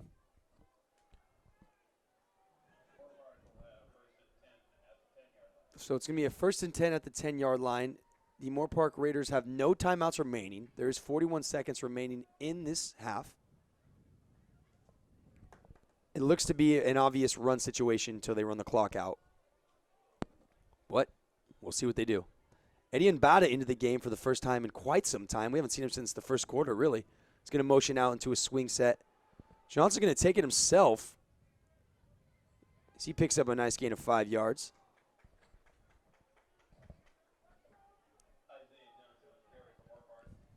And no rush to stop the clock here. That's basically all you're going to see, those running plays, especially with ending the first half. But Moore Park needs to come out in the second half and start momentum, swinging early with coming up with a big defensive stop if they want to have anything to do in this rest of the game, because down by 21 points, that's a pretty big hole. Yes, and they're just going to walk up the field as they let the clock wind down and go to 0 at the end of the first half. So, at the end of the first half, 28-7 Cerritos. Moore Park looking for answers. Had one answer early on towards the end of the first quarter, but since then hasn't really found any rhythm. Ryan, what can Moore Park do to change thus far? Moore Park needs to establish a running game, but first of all, you need to be able to have some blocking. You have no holes for the running backs to go through, and you do not have enough of a pocket for Isaiah Johnson to be able to stay in and make an actual throw. The only times that we've been able to see that is basically a throw on the run to a guy like Dylan Lee from Isaiah Johnson. So you need to be able to give him more time, and you need to be able to open holes for the running backs to go through. So it's all about protection. Maybe get Dupree Fuller in there consistently throughout the game for extra blocking, and then maybe that'll open up something, but they need to protect right now. And on that one drive, they were able to score, Ryan. The one thing that they did correctly is they had so many substitutions. We saw Eddie Mbada come in for Malachi Meeks. We saw Keontae Skinner come in and out for Dylan Lee. There was constant rotations. Dupree Fuller was in on some series and then off on others during that drive. They were able to keep fresh legs in there. Right now, we're not seeing too many more substitutions, and their guys are starting to get tired. And since they can't run the ball, it forces Johnson to have to pass. And when it forces Johnson to have to pass, it forces the offensive line to have a good pass protection, and they're failing in all areas. So that's a huge part of it. But with that being said, that's going to go ahead and wrap up the first half of this Moore Park versus Cerritos College football game, as Moore Park trails 28-7. We'll be back in the second half shortly. Hello, everybody, and welcome back to the second half of this matchup. Moore Park on the road here at Cerritos College. First half of the game, Cerritos is up 28-7. It has been mostly Cerritos, but Moore Park has had their bright spots. It is the second half. Moore Park did receive to start this game, so they will be kicking off to begin the second half. Ryan, what can Cerritos do to continue their progress and success thus far in the game? Continue being multi-dimensional. Continue running the football. You have been having so much success running the football, and McMahon has just been lighting it up on the passing game. So continue to go into both of them. Do not just settle with passing or rushing the football, but continue to do the same game plan that you have been doing. But the biggest thing is continue to block. Your offensive line has been playing fantastic. Continue to do that, and you should have the same success. And with that being said, the second half has begun. is going to be returned at the 10-yard line. Getting some serious speed before getting tripped up down by the 30. They're going to mark him down there at the 34. What a run to start off the second half.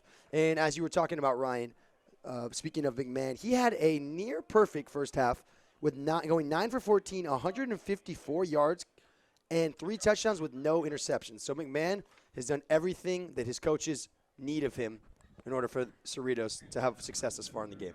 Look, McMahon has been the man for Cerritos tonight. That's right. So coming onto the field once again, McMahon will lead out the troops. Someone else to watch out for who had a very, very successful first half, Javon Tucker had a very successful first half, so look for him.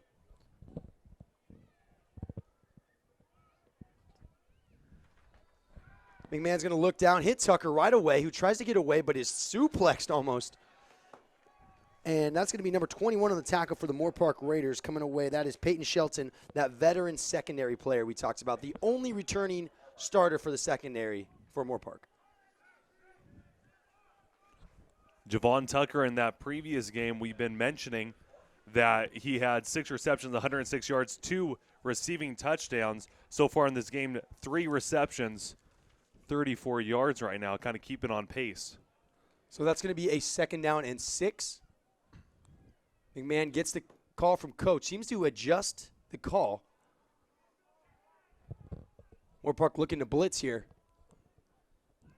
Gets the snap. He's going to go ahead and hand it off up the middle. Who cuts it back on the left side. Gets some running room. He's down to the 40, down to the 30, to the 20, to the 10. Can he score? He's in. Touchdown, Falcons.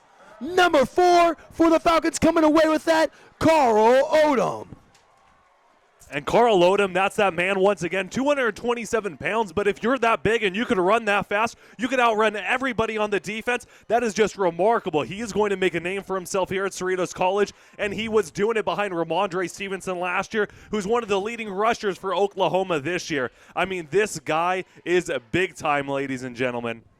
And with just 13 minutes and 54 seconds remaining in the third quarter, Cerritos scores once again. So that was a 1 minute and 6 second drive for Cerritos. Actually, rather a little bit shorter than that because you have to take into account the kickoff. Less than a minute.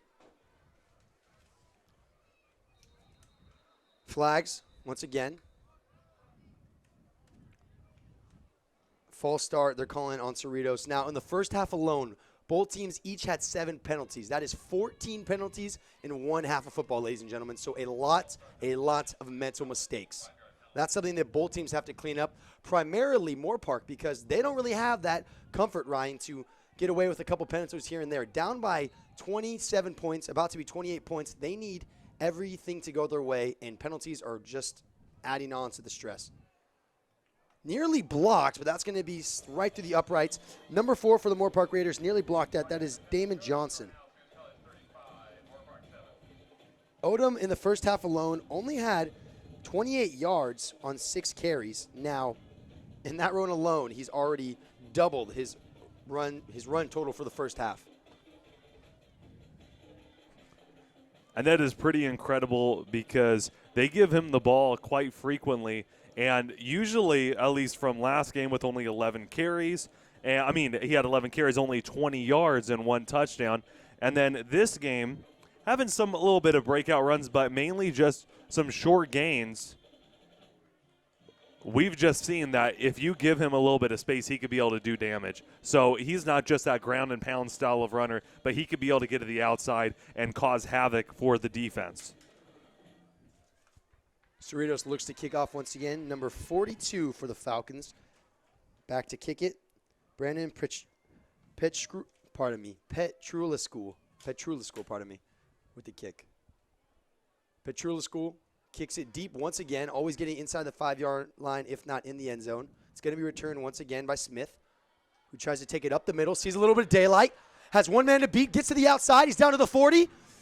Taken out at the 48-yard line. What a return back from the end zone. That's a 48-yard return, giving the Moore Park Raiders offense some great field position to start their first drive of this second half. And maybe that's what Moore Park needs, just great field position, giving them at least a little bit of confidence. I mean, it's pretty incredible from what Cerritos has been able to do. They have scored 28 unanswered points.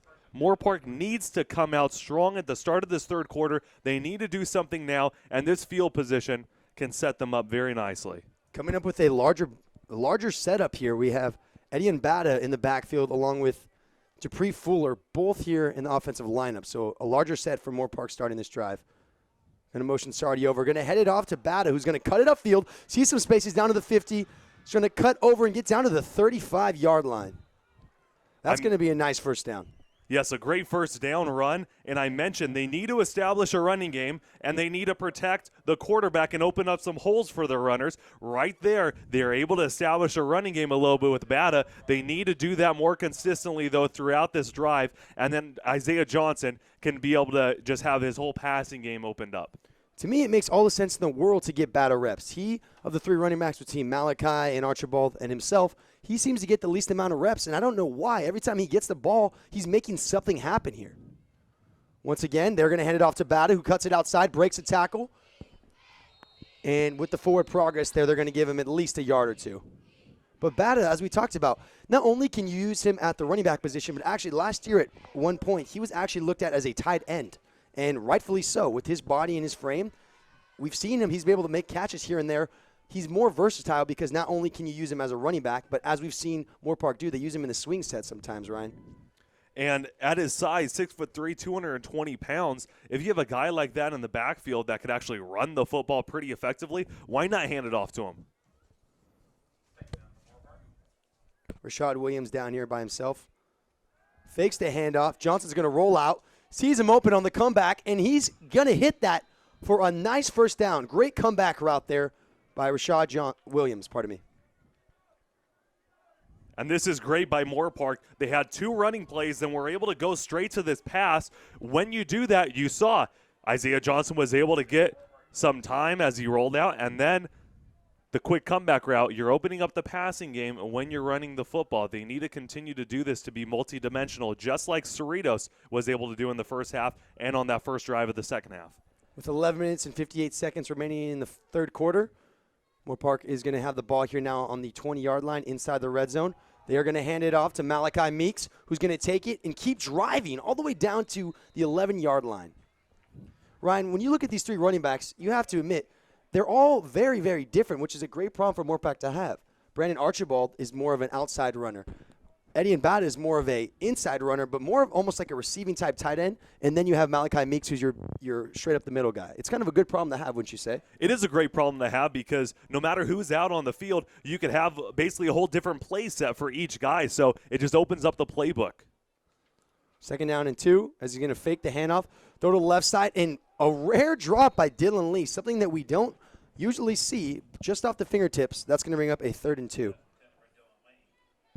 And it was a little unorthodox. Number 14, Rayshawn Williams, he was trying to, as he said, a pick on the cornerback. He was trying to get Lee a little bit more open, and when he did that, he actually put his head down, started running towards the defensive back, and then Lee had to run even further forward to try to catch the football. Just a little bit too much congestion, and didn't look like the play had enough time to develop before the ball was thrown. Wide receiver screens are one of the most underlooked skills in today's college football game. He's going to get the snap handed off to Meeks, who tries to bounce it outside, breaks the tackle, but is going to get eaten up behind the line of scrimmage. Leading the charge there, that was number 9 for the Falcons coming in. Victor Clayton, the outside linebacker, 6 foot, 215 pound. And that's one thing I was mentioning about. You need to be able to protect the quarterback, but also open up running holes for these running backs. And you saw Eddie and Bata, Meeks as well. You've seen them have some holes to run through, but when they don't have holes to run through just like that with the poor blocking on that previous play, then you are going to have situations where you have tackles for losses. So 4th and 5, not surprising Moore Park will go for it considering they're down by 28. Johnson's going to look, feels the pressure, going to move out in the pocket, throw off his back foot, just between the hands, and it's going to be dropped by Dupree Fuller on the goal line. So that payoff that go for it does not pay off as Moore Park has to leave the field and their defense comes on. And that was a 4th down and 5 that they went for. That was 2 first downs on that drive. But one thing that you got to see out of Johnson is you have to look at all your receivers. Dupree Fuller was pretty well contested on the play, but he had a running back that was wide open that could have been a check down throw that would have extended that play and would have at least given you 5 yards. Look for that little check down pass, even though it's just going to get you a small amount of yards, because then that could be able to march you even further towards the goal line and be able to extend the drive with another first down. Motions across. He's going to go ahead and pitch it off to number 6 for Cerritos, who's getting swarmed up from the back. What a nice gang tackle. He actually doesn't go down, but they are going to mark him down to prevent injury. Leading that charge, number 27 coming away, watching the pitch the whole way through for the Moore Park Raiders, Julio Diaz. If you're number 6, Jacoby Hardy, sometimes when a play is going one direction, you need to be able to cut back. You need to be able to cut back to the middle now on the near side. Since all the congestion on the far side, he just kept trying to pound it there and kept going backwards and backwards. You need to be able to know when to cut back to the middle, and that was one of the reasons why it was such a big tackle for loss, because he didn't know when to cut back. So it's going to bring up a 2nd and 16 near their own end zone. McMahon's going to roll out. Throw a deep ball. Wide open is Tucker as he makes the catch. 30, 20, 10. He's going to score. Javon Tucker. What a throw. What a catch. What a play. Cerritos is firing on all cylinders. Moore Park has no answer for it as they go up 41-7. And that's going to be a 93-yard passing touchdown to Javon Tucker out of St. John Bosco. We were talking a lot about him in that first half. The biggest thing, though, for Moore Park's defense, especially on that drive, lapses in coverage. These wide receivers know exactly what they're doing.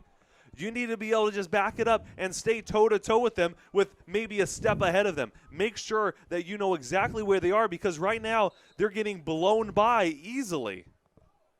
The hardest thing that you have to do as a player in this position, being down 41-7, is stay focused on the fact that there's still a lot of game left to be played, Ryan. A lot of these players, you might see their heads start to get down. That PAT is going to be good. Their heads might start to get down. They might seem a little discouraged. They have to keep their heads up. There is so much of game left to be played as there's still 9 minutes and 22 seconds remaining in the third quarter. So plenty of time to make a comeback now. It's not going to be easy, but it is still, without a doubt, obtainable. There is still plenty of time left, but with plenty of time left, you need to be able to do something with the football. Correct. In Moore Park, you need to be able to get some blocking schemes. You need to be able to open up some running lanes. You need to be able to open up the passing lanes, but the only way to do that is by blocking. And right now, it has been very inefficient as the defensive line of Cerritos has been able to have whatever they wanted with this Moore Park offensive line today. And one thing that I did like out of Moore Park's previous drive was that they ran the football. They were doing something on the ground. They were not just relying on Isaiah Johnson. That's what they need to do in this next drive to be able to at least get some momentum going their way, because giving a 35 unanswered points, that's not going to cut it. You need to be able to score. You need to be able to get momentum back on your side to be able to mount this comeback. Petrula School looks to kick it off once again. Returning deep, Archibald and Smith. Petrula School once again answering with another booming kick. Smith returning once again. Gets it from the 10. He's going to cut it to the left side. Try to cut it back to the right. And he's swarmed by a bunch of Cerritos Falcons. Moore Park's going to take the ball down there at about the 20-yard line. And as you can start to notice here, Ryan, watch how these players, their mannerisms are with their, their hustle and their overall just, enthusiasm. They can't let this get to them. I know they're down 42-7, a tremendous amount to come back, but you can't let it affect your play and your mindset, because then there's no way, like you had said, Ryan, that they'll be able to come back in this game. And that is the athlete's mindset. You need to be able to have a short-term memory loss, especially in a game like this. You need to be able to go on this drive and act like it's 0-0 and you're going to be able to score, because if not, then it's just going to get to them and they're not going to be able to do anything to be able to mount a comeback. So they're starting at the 18-yard line. Johnson looking, going deep down the middle, overthrown for the intended receiver, Keontae Skinnier, but even overthrown, he even overthrew the safety, so unlikely that Skinnier would have ever came away with that catch. And we've seen that a couple times out of Isaiah Johnson tonight and in the previous game against Palomar is he has that big arm. He has the ability to be able to throw it deep, and he has the confidence, but he needs to work on that accuracy. And that pass, it might not have been the best because it was into double coverage as the safety was able to make a little quick jaunt back over. Yes, he's definitely starting to get that gunslinger kind of vibe to his performance. So he's going to hand it off to Brandon Archibald, who has nowhere but to go outside and around. He's going to try and get back to the line of scrimmage, but he's going to lose about 5 yards on that carry. And something that you had talked about earlier, Ryan, yes, this offensive line is not giving Johnson or whoever has the ball enough time to ultimately have time. I mean, we see here Johnson's always having to throw off his back foot, or he feels the pressure, or he has to break a tackle because there's constant pressure on the quarterback. And this offensive line, though they're young, they have to adjust that. And also one of the difficult things is when you have a running back that can only run outside, you're forced to only run that direction. Once again, we do see a flag on the play. It looks like they are alluding to it's going to be a false start, Moore Park Raiders. That's going to back them up from what was a 3rd and 14 to a 3rd and 19. We were mentioning earlier on in the game about the kind of 3 running back set that Moore Park has, and with Archibald just running to the outside, it's great to open up your playbook like that. But if you have a guy that can only run to the outside, what are you going to do if you're a defense? If it's a handoff, you know it's going to the outside. He's not cutting back middle, and if he does, he doesn't have enough strength to power through. So you're going to let him go to the outside and just have some containment on him and have a tackle for loss as you saw in the previous play. So that's one downside with it. You know exactly where he's going to go, and Cerritos was able to catch him. Moore Park is going to call a timeout right now with 8 minutes and 3 seconds left in the third quarter. And right, yeah, exactly. Ryan, as you were saying, you know, the element of surprise is such a crucial part of football, and that's exactly what Cerritos has over Moore Park. They have the element of surprise because Moore Park doesn't know whether they're going to run, they're going to pass, and if they are going to run, are they going to run inside, are they going to run outside, are they going to lateral? If they're going to pass, is it a short pass? They do in post corners. They don't have answers for it. Moore Park has no success with the run, so they have to pass, and now the passes aren't even coming away the way that Moore Park wants, so they don't have an element of surprise. So Cerritos is making it rather easy to key on whatever Moore Park is doing. And that's great that you mentioned the element of surprise because, as you were mentioning in the first quarter of Cerritos game planning against them, with them running the ball so much last year, they had a little bit of element surprise coming into this game where they were focusing more on their passing game. And then now they're establishing the run much more than they did in their previous game against East LA. So they had a little bit of element surprise that they've been able to catch Moore Park off guard.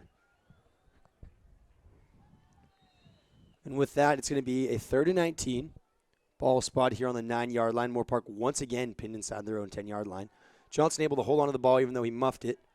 He's just going to have to throw it to a receiver, which somehow is caught.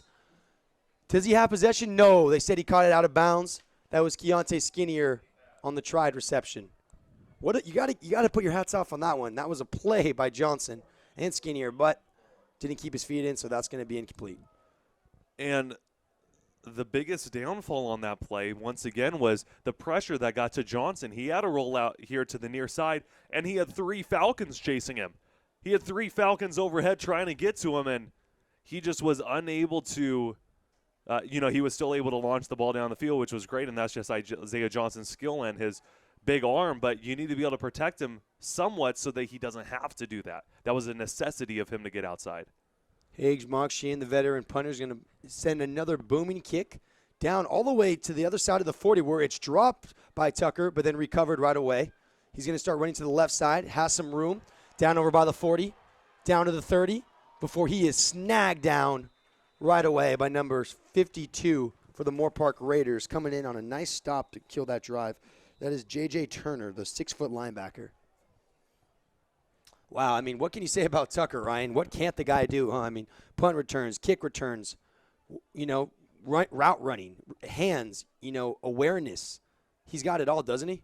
He is an all-around player, and if you are a scout watching Cerritos College, I mean, obviously there are going to be scouts watching them if you got a guy like Ramondre Stevenson going off to Oklahoma, right, of all places, and actually playing some snaps at Oklahoma, being the 3rd leading rusher before their game against UCLA today on Saturday September 14th, 2019. But so obviously they're going to be having some people, and he's had so much success. But you got a guy of Javon Tucker that he is showing you that he's multi-dimensional, just as the offense has been showing Moorpark that they're multi-dimensional. If you are able to do that, you have so much on your resume, so many skills in your repertoire that you are able to just pull out and you are able to give to that future team. So Javon Tucker, if he's not doing something on punt returns or kick returns, he's doing something outside as a receiver, or he's running the football. He's doing everything and showing that whole skill level. And with the score being the way it is, we are going to see some of the backups coming in here for Cerritos. Number 2, taking his first snap today, Jonathan Martin, the 6'2", 205 freshman from Culver City. He's going to hand it off right away to the left side before he is tackled on the run there. That was number 3 for the Falcons, Hinckley Rapati. And just to clarify, Ryan, when you're talking about Stevenson being the number 3 rusher, is that for the team Oklahoma or in the nation? So that was for the team Oklahoma. Got it. Yes, Jalen Hurts was the leading rusher after the first 2 games of the season. This is obviously before the UCLA game that they are currently playing right now as we were speaking. But he was the 3rd leading rusher on Oklahoma, 2nd as a running back. Right. Jonathan Martin under center. Going to take the snap, hand it off once again to – he's going to be tackled, sorry. Hand it off once again to Ropati. And, of course, this is something that you see a lot of times in football when the score being the way it is. But I really do agree with it. You mean, get some of these other guys in there that don't, necessarily have the opportunity in most scenarios to get playing time. You know what I mean? When you're up here by 35, I think it makes all the sense in the world to get people like Jonathan Martin, your backup quarterback, some real game time experience. You know what I'm saying, Ryan? I mean, I think it's an excellent opportunity, and it's only right that you get some of these hardworking backups some playing time. It definitely is only right to be able to get these guys some experience at this level as well. So that's going to be a 3rd and 7. Martin is able to roll out to his right side. Feels the pressure, is going to throw, but it's batted away. And that pass is going to be deflected, so that's going to bring up a 4th and 7. As we were talking about Ramondre Stevenson previously, we are currently in the 4th quarter of the UCLA-Oklahoma game. Oklahoma's up 48-14. Obviously, this being tape delayed, this was back on Saturday, September 14th of 2019. Ramondre Stevenson has 7 carries, 34 rushing yards, and 1 rushing touchdown in the game at UCLA. Wow, that's pretty amazing to think that we were here 2 years ago covering that same guy, right? Anything's possible. That punt's going to fall down to the 15-yard line and roll down to the 11 before it's killed. And speaking about Ramondre Stevenson, real quickly, we mentioned how he was such a big part of the offense. He had 15 carries, 200 yards, and 3 rushing touchdowns against Moorpark last season. A couple of flags, some sideline shenanigans going on, but good thing that the referees are able to break it up and nothing too serious going on. Of course, when a score gets like this, that's when you really have to keep your emotions intact and avoid doing anything that's going to cost you a game or two, especially with, the anger and frustration built up with Moorpark and maybe the braggadociousness of potentially of being up by 42-7. Both teams just got to stay level-headed and just focus on, continuing the game, playing fair, and doing everything they can to just come away with a victory. One thing I do got to say, Nick, I like you bringing out the dictionary and thesaurus, I should say, with some of those words. That's right. You don't hear that a lot, right? While we do have a small break in action, though, we do want to thank some of our sponsors. We couldn't do it without any of you making this possible, so thank you so much. First off, we want to thank U.S. Army. Go on business trips with a company like no other. U.S. Army. Big brand tire and service. Big on fast, big on friendly. Wells Fargo Bank. Wells Fargo is recommitting to helping our customers financially succeed. Wells Fargo, established in 1852, reestablished in 2018. UCLA Health, a proud sponsor of Moorpark College Athletics with neighborhood offices in Simi Valley, Porter Ranch, Thousand Oaks, Ventura, and Westlake Village. The very best care is now closer to you. UCLA Health. It begins with you. And with that being said, Moorpark is going to go ahead and take to the field on the 6-yard line. So it looked like some penalty was established, maybe on personal or a personal foul or unsportsmanlike conduct because they are at the 6-yard line for at least the 5th time tonight. Skinnier is motion across, handed off, and he's going to break a tackle, break another tackle, spin move, and he's going to take it down to about the 10-yard line. Someone else that's in there for the first time tonight, it looks to be Troy Smith for the Moore Park Raiders at QB.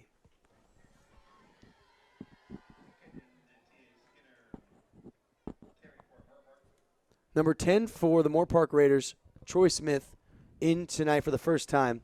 Troy Smith, who actually started a couple games for Moore Park last year, one against Ventura and a couple others as well.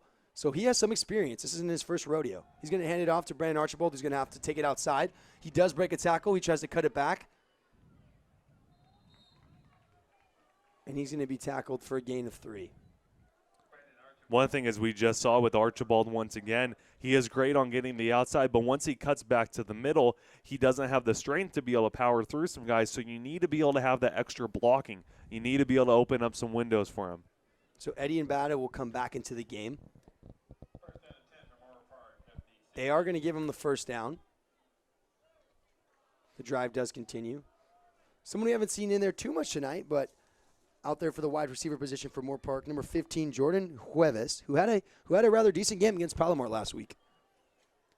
Troy Smith in the pro set, back set, gets the snap, fakes the handoff, gets hit, and the ball comes out, lands into the hands of Cerritos, and they're going to be tackled at the 1-yard line. Wow. That's not something you see every day, Ryan. That was a pretty incredible play by the Cerritos defense.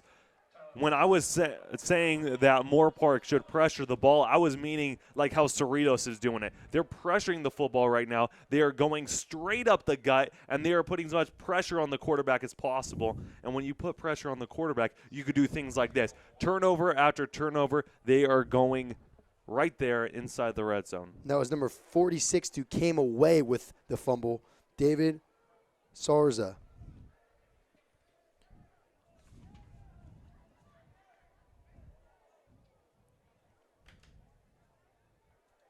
So Cerritos is going to get the ball here on the 1-yard line. Looking to punch it in. Ropati at the running back position. Once again, Martin under center. Hands off to the fullback, who goes in almost untouched. Cerritos goes up with another touchdown, 48-7. And that was their fullback for the Cerritos Falcons coming through. The fullback position not used in very many offenses nowadays, but it's good to see that it's still very alive here in Cerritos, California. And that was Etienne Valia coming on with that 1-yard rushing touchdown. He's 5'11", 290-pound linebacker and fullback. Has a lot of muscle on him, able to power through.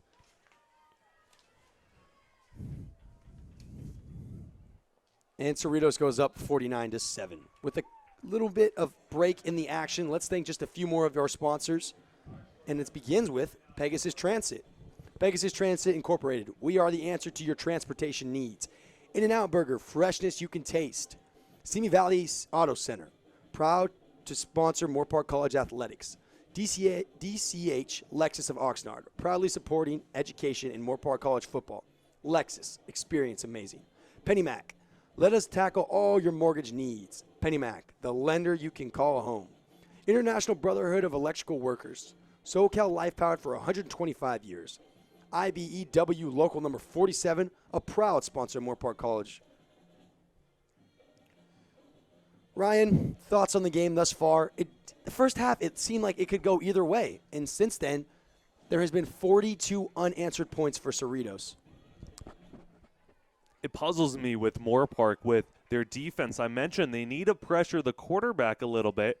And since they weren't pressuring the quarterback, they had some easy runs, and now they don't know what to do on the offensive end because it could be handed off or it could be thrown. So right now, Moore Park's in a sticky situation where their secondary hasn't been playing that well, but their line hasn't been playing that well either. They need to start pressuring right now as well and just stay behind the receivers because they're getting some lapses in coverage. Smith takes it out, almost second-guessed himself, but did fumble it, but he was able to pick it back up. and he's going to take it down to the 10-yard line. Probably should have just took in a fair catch right there, Ryan. Yeah, the fair catch. He could have put a knee down in the end zone as well, and that would have been a touchback, but they're going to be backed up in their own red zone, deep in their own red zone right now. A heartwarming story for the 2019 Falcons. They have actually dedicated their season to the wife of the defensive coordinator, Tom Caines. His wife passed in January with a battle to cancer. It's always great when you see something like an entire team come together for one coach or one player, as they have dedicated this season to Tom Caines' wife. That is great to see. Basically everybody in this world now has been affected by cancer in some way, so everybody knows how difficult it is when someone that they love goes through cancer. So it's great that they are able to support their defensive coordinator and his family throughout this time. And I think in a way, too, it almost makes the team even more bonded and even tightly, more chemistry, and I think even stronger, because when you're all playing not only just for the same purpose, but for the same person, it kind of really, winds together the reason for being on a 2019 Cerritos College football team.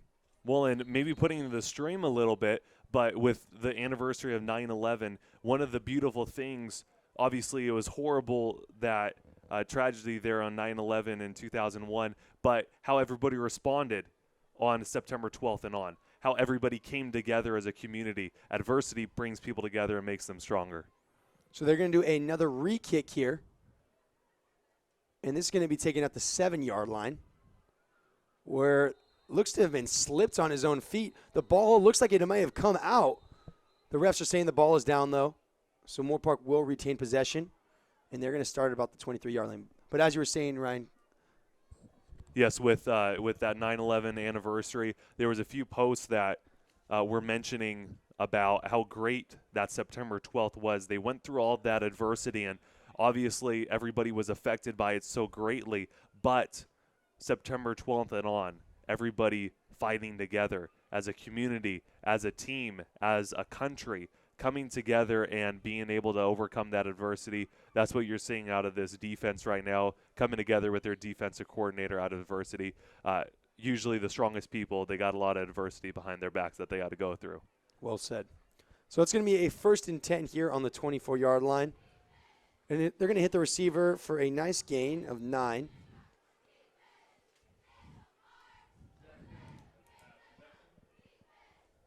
In on that throw for quarterback, number 12 for the Moore Park Raiders, Vince James. So we're getting looks at, we've now seen 3 different quarterbacks. That's good. I think Moore Park's kind of trying out, testing out the water, seeing who could really be the number 2 quarterback here for the Moore Park Raiders, as they don't really have an established number 2. 2nd and 1. James going to motion across Cuevas. Timeout, Cerritos. And as you were mentioning about the quarterback look, we also saw Trey Johnson last week previously, number 17. So 4 quarterbacks already for Moore Park that we have seen here as broadcasters up for Moore Park College this season. But last year, it was kind of what they did as well. They had Bryce Viole and Ethan Postler that they were juggling between, also tossed Troy Smith in there, even had a game where Vinny Corso had to play quarterback. That's right. So just so many different looks at the quarterback position. And finally, it does seem like they have nailed down their true starter in Isaiah Johnson, as they didn't really have last season with Bryce Viole also going out with an injury. But right now, it seems like they got their true starter, but trying to find that backup, that is a very important position with that backup quarterback. Yeah, who is the number 2? I mean, it's kind of strange, Ryan, because we really did think Trey Johnson did start for the first snap of the 2019 season for the Raiders. Since then, the only reason he came back in was at the end of the game for Palomar when Isaiah Johnson actually got hurt. But since then, he hasn't come in at all tonight. So, it speculates on who is the number 2. And 2 interceptions will kind of damage that a little bit as Trey Johnson threw. So James gets the snap, looking to his left. Hits his receiver who holds onto the ball. That's Cuevas, who picks up the first down. Someone does look to be in a little bit of pain here, or a lot of bit of pain for the Moore Park Raiders. Offensive lineman number 77, but good to see that he's getting back on his own feet. That's Mark Diaz, the 6', 275-pound freshman. And speaking of that, this offensive line is something that I think could use probably the most work, Ryan, would you say, of all the areas that Moore Park could really use, building on. There's going to be a flag, though. It looks to be a false start, and it's going to be a false start against Moore Park. It's going to bring them back 5 yards. But as I was saying, Ryan, this offensive line, you have to give them credit. I mean, they are doing a lot. It's not every single play that Isaiah Johnson is feeling the pressure, but it is quite often, and definitely more than I think anybody on the offense would intend. So how do they adjust that? What can they do to fix that? And one of the reasons why the offensive line has a magnifying glass over it is because it's such a crucial part of the offense that everything runs through it. What you can be able to do is work on agility drills, work on strength, and that's what you're going to be doing, but also work on communication with the quarterback so you can get proper snaps, but that agility is important. James muffs the snap, and he's able to get back his own feet. Feels the pressure, just has to throw it away as he's hit. There's another flag there right at the line of scrimmage. And right when I was mentioning that about muff snaps and getting that communication, they do it again. So that is necessity for Moore Park College to be able to get that communication. But that agility, as I mentioned, is very important for an offensive lineman. You might not think of that, but the footwork is important because usually that defensive end is quicker than you, maybe a little bit slimmer, but he can be able to get around you with some quick moves. So you need the agility to keep up with him.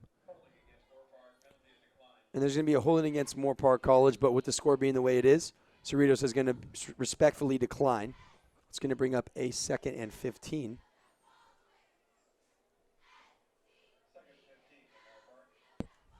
And also, too, pardon me, on top of that, if they would have accepted that, it would have been a replay of first down. So it actually is the smarter call to decline. Get the snap. He's going to throw it. It's going to be dropped. Number 80 on that for the Moore Park Raiders. Intended receiver, Reese Smith. It was a little bit outside of the reach of Reese Smith. He tried to put one palm on it to try to grab it in, but that pass was thrown a little bit early. Something I want to talk a little bit more in depth about, Ryan, is last week Cerritos played on the road. They went on the road to play East LA, and it was, even though they won 21-7, as we talked about in the pregame show, it was actually scoreless until the fourth quarter. So Moore Park will be facing East LA later on this year. And if they are able to fix these mistakes, it looks like they're going to deal with them again in week 9 or 10. James is going to roll out of the pocket, break 3 or 4 tackles before going down behind the line of scrimmage. Once again, another sack. Yeah, so you mentioned East LA. That's actually going to be the last game of the season for Moore Park College on November 16th of 2019. They're going to play East LA at home, which is going to finish off their regular season for the Moore Park Raiders. But you mentioned about scoreless through the first 3 quarters, a 21-7 victory for Cerritos College. In that fourth quarter, they scored all the points. And East LA, they were struggling against the pass as well. They gave up 90 yards rushing to Cerritos, but they were only able to get 212 yards of total offense and did not have a strong rushing game. Another punt. Going to drop down to the 38-yard line where it is returned right up the middle. Breaks a tackle or two before he's finally taken down. Number 13 there on the return for the Cerritos Falcons. Coming away with a nice run. Once again, even though you're up by 42, consistency is still key. That was Brandon Jones. That's going to set them up with great field position. As you were talking about East LA, the great run defense by Cerritos was displayed in that game, as well as being displayed today. And Moore Park College, that's one thing that they need to work on. I think they thought they had a great run defense, but right now, with some of the running plays, at least most of the running plays that Cerritos has been executing, they've been able to get first downs and more. So they need to tighten up a little bit on run defense. Fakes the throw. He's going to hand it off. He's going to cut back. Sees that cutback lane. Great vision for being tackled. And that was fantastic vision, able to put his foot into the ground and cut back. One of the ways that a cutback is executed is you need to be able to have that agility. You need to be able to stop on a dime, but you also need to be able to have the strength to push off and have the speed to accelerate past the defense that is rushing towards you and that is going right past you. So he was able to do that, show his agility off a little bit, and be able to make a little bit of a gain. So it's going to be a 2nd down and 4 here. Going to go deep down the field with it. Can he beat his defender? He cannot. Intended receiver on that throw. Number 10 for the Falcons, Bailey Torres. Now, looking at the schedule here, Ryan, though they're in two different divisions, Moore Park being in the Northern National and Cerritos being in the Central National, they play four of the same opponents. So they are going to be having very similar opponents they're looking at. They both play East LA. Well, we already know Cerritos just played East LA. They play Long Beach. Both teams play Long Beach. Palomar, which Moore Park just played. Cerritos has them towards the end of the year. And they both play El Camino. So that's something that you can kind of look forward to the year, see how they do against the remaining opponents that they've both play. That's going to be overthrown over the head as that's going to go incomplete out of bounds.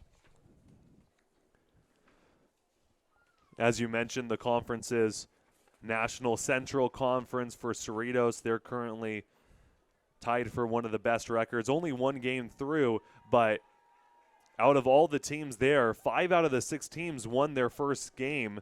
And then for the other one, for the National Northern Conference, only 2 teams won their first game in Long Beach and Ventura. And Ventura actually moved up in the polls number 1 as of this week for the it's going to be punted down the field. Just a quick punt there on a 4th and 4. They moved up to number 1 in the in the California rankings. And that's one of the teams. Ventura College was actually Southern California Football Association champions as they made it to the championship game for California last year and lost previously. But that's one of the teams that Moore Park is definitely going to have to play in. They're going to have to step up their game against them, as in that last season, Ventura was the number 4 seed. And when you look at the schedule for Moore Park, it gets progressively harder, then it kind of takes a step back, then gets harder. We'll break that down right after this play. James once again in the shotgun, looking. He's going to throw in. That's intercepted right to the cornerback for Cerritos, who's pushed out of bounds. James looked like he didn't even see him sitting right there. He read the whole play. Great vision and execution by number 9 for the Cerritos Falcons, coming away with that interception. It was thrown right to him, almost like he ran the route. Victor Clanton. But as we look at the schedule, Ryan, for the Moore Park Raiders, we'll start with them first here. So they had Palomar, they have Cerritos right now. They have Glendale next week at home. Now, that is a manageable game that Moore Park can absolutely come away with a victory, especially being their first home game. Now, they have Saddleback on the road, which is going to be much more of a challenge. Then they have El Camino, College of the Canyons, Ventura, and the 52nd Citrus Bowl, right? 52nd Citrus Bowl. Yep. Then they go on the road to Long Beach. They have Bakersfield at home, and then they go to East LA, who we just talked about. Cerritos had just defeated 21-7 last week. So they definitely have some challenging opponents coming up in their near future. Yes, that Citrus Cup is a big one. So he's going to hit him on the option, and he's going to take it himself as he's able to bounce off a tackle with his shoulder pads and get that ball across for yet another touchdown for the Falcons.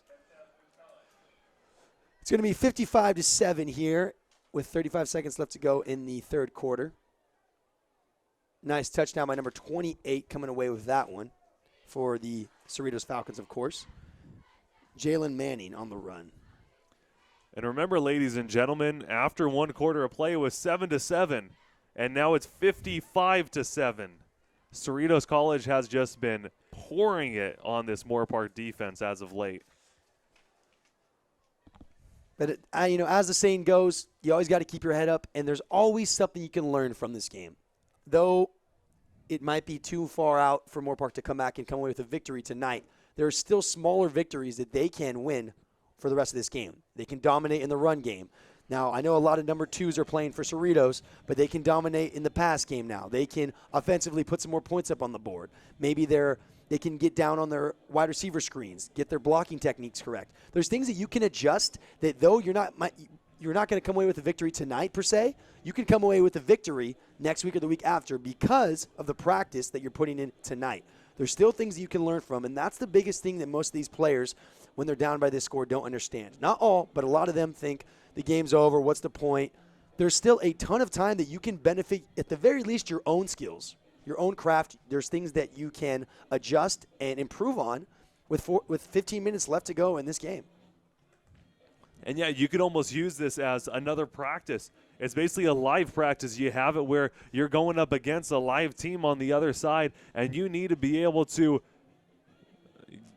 run some of your plays, get the communication down, and be able to actually prepare for your future opponents, because if they're doing this and getting blown out like that, and you're going to be going up against the number one team in California, you need to adjust some things. So this could always be something that they could learn, and they could be able to work on some adjustments for future games.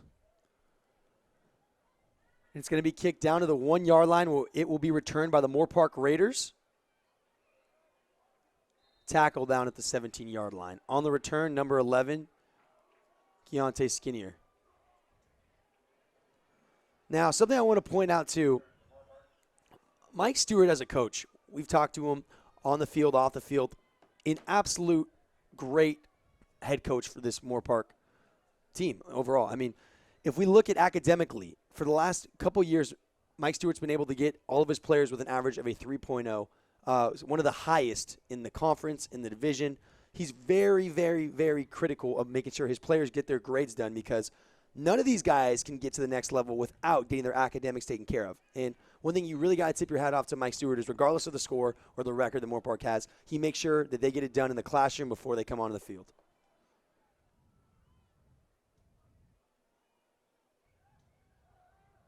Handoff up the middle. They're going to cut it, take it all the way down to the 35-yard line. Speaking of someone that we hadn't seen all night, Trey Johnson now in the game for the first time tonight, number 17 for the Moore Park Raiders. And a nice run as they're able to get the first down. That's one thing that you like to see, because what I would do definitely if I was the coach is keep my offensive line out there, keep my starting five out there, and just making sure that they block and making sure that they learn how to work with each other as they did. That snap is going to be muffed, and he's going to be sacked once again. And that's going to end the third quarter as Cerritos leads 56-7 with just 1 quarter remaining. But we do want to thank just a few more of our sponsors tonight. Starting off with DCH Auto Group, delivering customer happiness. Corner Bakery Cafe, Simi Valley Town Center, proud to support Moore Park College football, breakfast, lunch, dinner, and catering. Matera Design Consultant. For all your design, layout, and production needs, contact Vine Matera at vmatera@earthlink.net. Matera Design Consultant. Las Robles Health System has been your source for your family's health care for more than 50 years.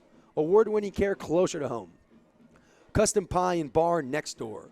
Wood-only oven pizza. 17 craft beers on tap, wine by the glass, appetizers, pasta, salad, and more. Home of the Raiders happy hour after each home football game. Marketplace, official supplier of trophies, awards, gifts, and apparel for Moore Park College athletics since 2007. Coca-Cola celebrates helping athletes power through power with Powerade.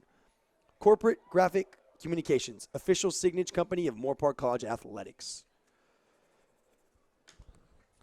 As we look at the final quarter of play, there is so much that Moore Park can still take away from this game. And I kind of want to talk a little bit more about Mike Stewart, as we had kind of alluded to a little bit before, Ryan. I mean, when it comes to the classroom and the academic work ethic, I think that there's no coach in the league that puts in more time than Mike Stewart. On top of that, with that being said, Mike Stewart is very, very, very devoted to this team. We talked to him this year during summer ball, and he talked about how this was his first year running the offense. First year of him completely taking over the offense. So, as we talked about, that's going to take time to develop. Trey Johnson in the shotgun is going to throw it overthrown his receiver, number 83, the intended target on that one, Blake Batarse. But as we had talked about, Ryan, Mike Stewart really wants to make sure they get it done in the classroom and then bring those talents onto the field. So it's going to be a 3rd down and 16 for the Moore Park Raiders.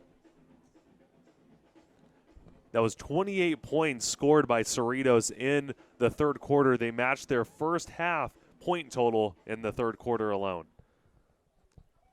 Trips on the right side, ISO'd on the shallow side. Johnson's going to look, throw deep, wide open is Blake Batarse, who has the catch. There's a stumble. He's at the 20, at the 10. Touchdown, Raiders. Blake Batarse. And that is how you make a situation like this worth it. Look at the Moore Park sideline right now. See how excited they are, amped up? That's what you have to do. Regardless of the score, you have to find a way to get your team back in the game. Maybe not as many points as you'd like, but some way spark some excitement. That is Blake Batarse's first touchdown as a Moore Park Raider, as last year he actually redshirted. And look, things like this, Ryan, they open up opportunities. Blake Batarse, we saw him getting a lot of reps during practice and preseason. He didn't play at all last week, really. This week he comes in, though it's early in the fourth quarter. He's obviously showing Mike Stewart and the offense that he can be a critical part of this offense in the future. Try and find a way to put him in, maybe, right? They're going to keep it himself as Troy Smith is going to score for a 2-point conversion, and Moore Park detracting from the margin, now down 56-15. And as we can see there, look at a little bit of excitement here on the sidelines. Some teammates getting hyped up, all cheering. That's what you need to do. You can't lose sight of more. It's just one game. This team is bigger than one game. You can't let 1 or 2 games define you. And it's great to see that these guys are staying involved with each other's executions. And that's one thing that you can see that a 72-yard passing touchdown will do for you. But as you mentioned, Batarse, he might have not been able to get too much work in last week. But if you show up any time during a game and the coach thinks that, hey, why don't we try him out next week? Why don't we put him at a higher position? Why don't we actually try and start him? Why don't we actually give him some more touches? Maybe that can open up an opportunity for a guy like that. So Batarse maybe trying to open up his position and trying to get up the leaderboard right now in the depth chart. And as we talked about, it's early in the season, right? I mean, it's only week 2. There's positions that are technically not sealed. Everything can be up for grabs, especially with the score like this. There's definitely some positions that, at the very least, if not replaced, they need to at least be rotated in and out. Yeah, I think almost every position should be up for grabs right now, but definitely a guy like Batarse, he could be able to open up his route to that starting position. Higgs, Mokshian, going to boot it to the right side where it's fair caught down at the 25-yard line. With 4:43 remaining in the fourth quarter, Cerritos will go back out once again. Yeah, Cerritos College there in the third quarter alone were able to score 28 points, 49 unanswered points, just able to get answered there by those 8 points from Moore Park College. Maybe that could be a little bit of way of them turning it around.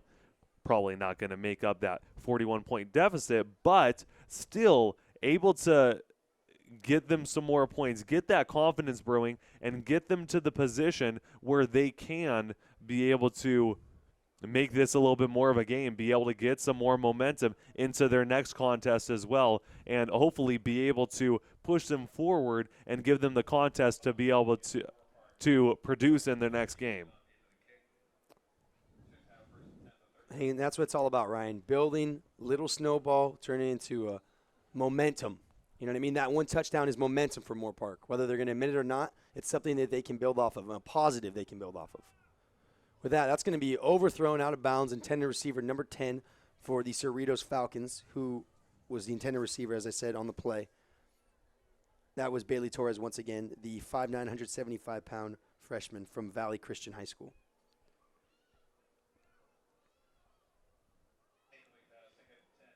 In at quarterback now for Cerritos, number 12, Chris Ramsey, the 6'1", 190-pound sophomore from Santa Fe High School.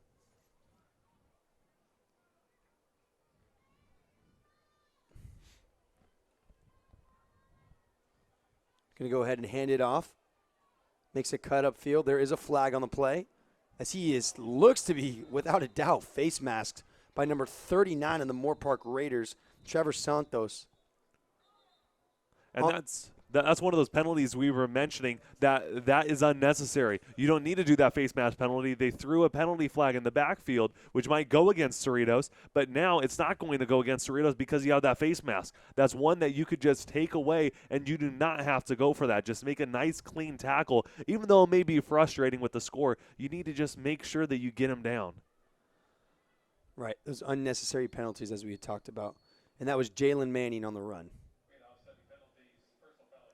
Offsetting penalties, personal foul against Cerritos, and a face mask against Moore Park, and that is going to offset the penalties. Little Migos reference right there. That's going to bring up a 2nd down and 10. Ball on the 30-yard line. Under center, looking to his left, 3-step drop back. And that's going to be completed. I just got to say, Nick, I like that reference, and I like the thesaurus coming out a couple times. It's been pretty interesting up here tonight. Been a pleasure. This is a throwback. You and me haven't done a broadcast together alone in over a year. Exactly. Cerritos, yeah. And you know what? While we're here at Cerritos, we might as well thank the Cerritos College for being so generous to us, taking care of us, allowing us to have this amazing press box, an amazing view, really. They put us right here on the 50-yard line. So thank you, Cerritos College, for taking care of your fellow Moore Park companions. And that's going to be a run that's going to go just past the 1st down marker. We're seeing a bunch of new faces in there. Always great to get some new looks. On the run there, number 31 coming out of the game. Nice carry for Cerritos Falcons, and that was Shane Olden. Yeah, and you are seeing a lot of guys that will not get playing time in further games this year unless there's a blowout like this. So they're getting their first snaps, their first touches, and they're able to get some experience if they're able to start next year or even in the future. And pardon me, that last one was Jamari Dissett, just so you guys are aware. He's going to break it right up the middle, bounce off a tackle, and he's got some space as he takes that run from the 35 down, from the 40 down to the 35. The opposing 35. Jalen Manning, once again, number 28 for Cerritos, coming away with a nice couple of runs down here in the 4th quarter with 12:45 remaining. And he may be someone that can open up his game and be able to open up to these coaches to be able to get him some more playing time in the depth chart. They do have a good running game for Cerritos, so it might be difficult to be able to get in there, but maybe some more touches throughout the game, not just in a blowout game. He might be featured throughout the contest. Chris Ramsey in the shotgun, single back set. Going to go ahead and fake the handoff, but there will be, once again, a yellow flag. False start. Dirty laundry, yellow laundry. Hate to see it. It only causes more of a obstacle for this offense.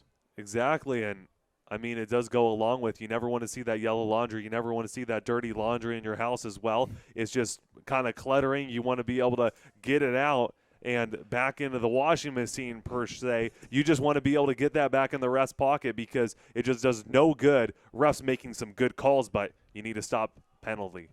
Right, and that's handoff's going to be out to the outside where he's going to lower his shoulder, pick up a couple more yards. That is, once again, number 31 for the Cerritos Falcons on the carry to set.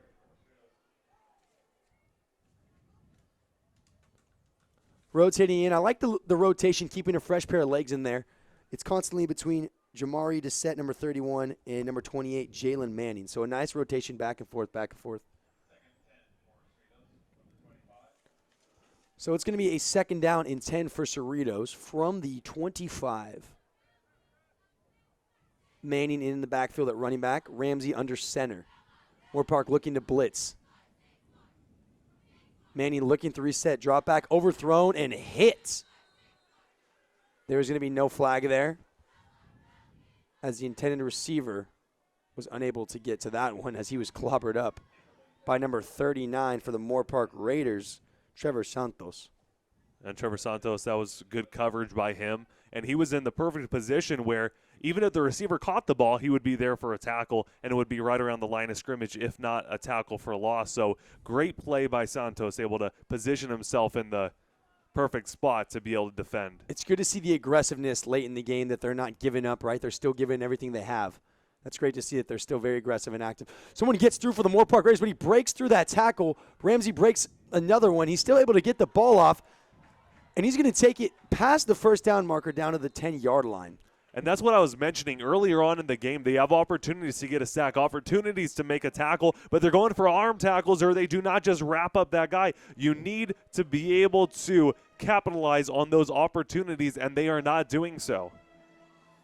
Yes, Moore Park not capitalizing on opportunities, I think, is an understatement tonight, Ryan, with the amount of opportunities that have been given and not executed. So a first down and 10 from the 12-yard line. Once again, Cerritos in the red zone, looking to score. Ramsey looking off to his right side, back corner of the end zone, and he had him, but Ramsey overthrew his wide receiver there. The intended receiver on that one just wasn't able to come away with it because it was just impossible to catch.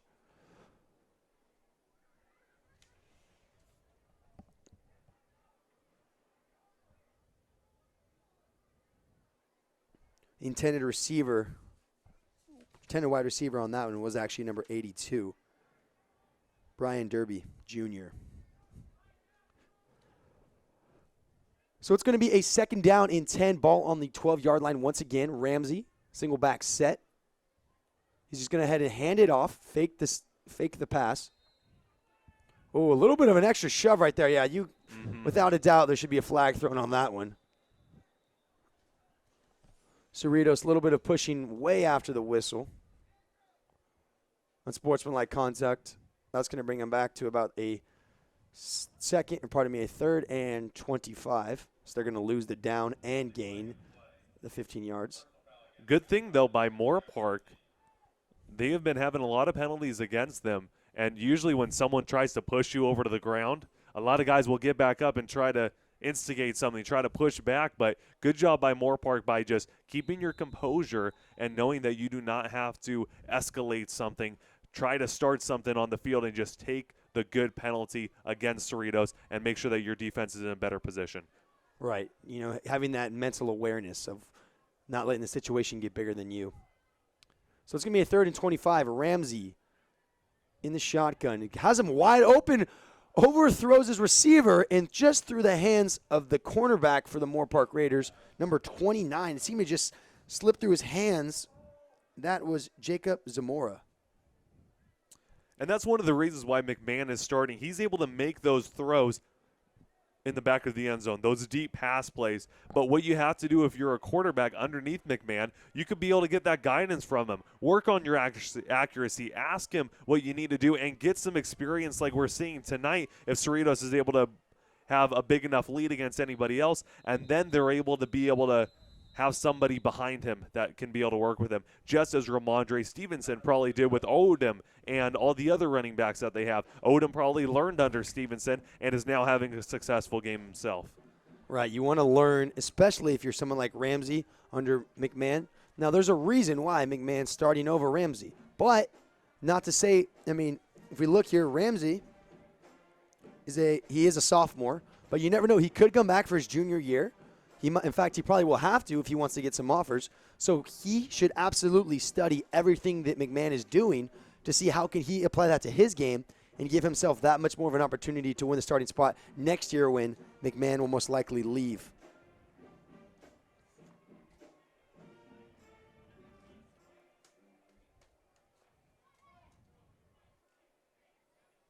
But while we have another break in action, we want to thank a couple more of our sponsors. Go ahead. We're going to start here with Jan's Marketplace. Cheers to a successful season. Proudly supporting Moore Park College athletics. The Hat Restaurant in Simi Valley. Since 1951, 68 years of serving the world-famous pastrami, burgers, dogs, chilies. Open 7 days a week from 10 a.m. to 11 p.m. Go to www.thehat.com. Back to the game here. It's going to be a 4th down 23. Of course, Cerritos is going to go for it. Get some more of their backup, some more experience. Ramsey's going to get the snap. And yet again, another flag will be thrown. And, there's no real point to punt the football here. As you were mentioning, for Cerritos, there's nothing to be able to lose if they go for it on 4th and down. they could just be able to go and just get some more experience for their young guys that are going to be playing in the future possibly, and be able to just get their football careers going a little bit. Well, on top of that too, Ryan, I don't think they would punt from the 30-yard line. I think we'd be looking at a field goal, right? Yeah, probably going for a field goal. It'd be 7 yards back, so kicking from the 37, about a 47-yard field goal they're looking at. So that's going to be a 4th and 26 now. Ramsey's going to go ahead and hit his receiver on the far side, but it's going to go out of bounds. Number 29 for the Raiders all over that. Once again, love the physicality, Zamora. And for some reason, I was just thinking punt in my head. I was thinking a 30-yard punt. If you want to pin him inside the 5, if you have a punter like that, you could just kick it out of bounds. Right, you got to trust your kicker a little bit more than that. Right? I know. Tell me about it. So that's going to bring up Moore Park coming back out for their first drive. Pardon me, not for their first drive, but for another drive per se, with 9 minutes and 54 seconds left. They are down 56-15, but doesn't mean they don't have another opportunity to hit someone like Patarse on another long bomb. And if you're Moore Park, you got to be thinking 8 unanswered points for yourself. That's the mindset right now. Exactly. Johnson once again going with another deep ball, has him wide open. Catches it. What a snag down on the 35. That's number 80, Reese Smith on the reception. Trey Johnson, Ryan, I mean, he didn't have too hot of a first game, but he's showing us now that he can definitely air it out. And we've seen Trey didn't really go to air it out. It was all Isaiah Johnson in that first game, and maybe he's kind of showing that 2-interception performance was a little bit of a fluke, and he could actually launch this football. Trey Johnson, pardon me, in the shotgun again. Once again, Smith wide open. Burned the corner, and that's going to be a touchdown, Moore Park Raiders. Reese Smith on back-to-back plays, finishing the drive with a touchdown. Smith's first touchdown of the year. Moore Park is now down 56-21 as this deficit is looking less and less. Lopsided is the word I was looking for. Less and less lopsided. With 9 minutes and 24 seconds, that drive took a mere roughly 30 seconds for them to score. Quick drives. Who knows, Ryan? 2 more touchdowns, and Cerritos is forced to put their starters back out there.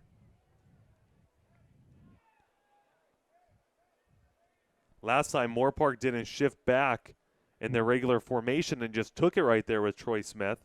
But Cerritos having an extra linebacker in that position just to make sure things go well. Hage Mokshian once again with the kick. Almost blocked, but that's going to go through the uprights. Moore Park down 56-22.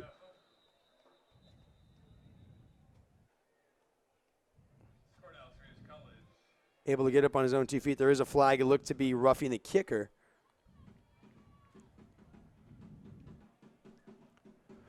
So with 9 minutes and 24 seconds remaining in the fourth quarter, Moore Park down by 34 points, but you never know.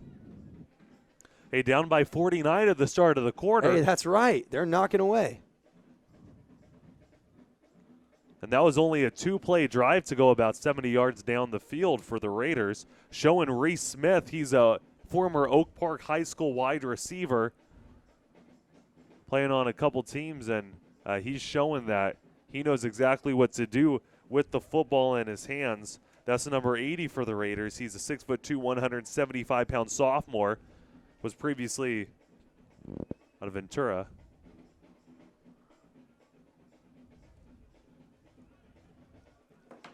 We want to thank just a few more of our sponsors. Thank you once again for making this all possible. None of it could be done without you guys.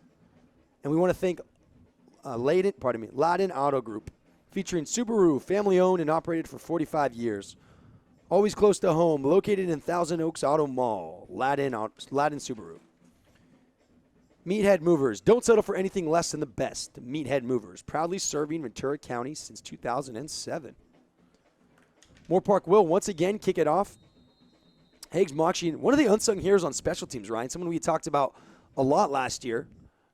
That's going to be another deep kick. He's going to fair catch, of course, into the end zone. But Higgs Mokshian always seems to do his job. You know, really, his punts are averaging around 40, 41 yards per punt. And on top of it, a bigger guy, so you could definitely use him at a fullback position potentially, or maybe for a fake punt, fake kick, he's able to run the ball. So something that maybe Moore Park is looking to utilize him with later on in the year. Yeah, many guys you could be able to put in different positions, but he was someone we talked about last year, including guys like Riley Garrett, another kicker, and Stephen Gomez as well, who had a big leg that he's off too. But Hage Mokshian showing that he still has a big leg and he could be an important part of this Moore Park Raider special teams. And every 2 years, as it goes with college football, especially with JUCOs, you always see basically a new team, right? Like, for example, the last 2 years it was a similar faces. This year it's a bunch of new faces. In fact, Mike Stewart had talked about some 85 freshmen on the team this year.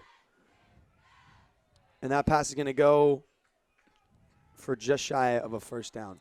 A lot of new freshman faces, though, and that's something good to see because that means that next year there's going to be a lot more chemistry and the bond between the team will be stronger. And what you're always hoping for is you're hoping that you do have a lot of new freshmen. You're hoping that a lot of your starters come back the next season and that they're at least able to coach some of these freshmen. This year, maybe not so much, but next year, as you mentioned, a lot of these guys are going to be able to coach the new guys per se and able to get these guys rolling in the offensive scheme. And just in general with the entire team. Going to hand the snap off. Gain of 1.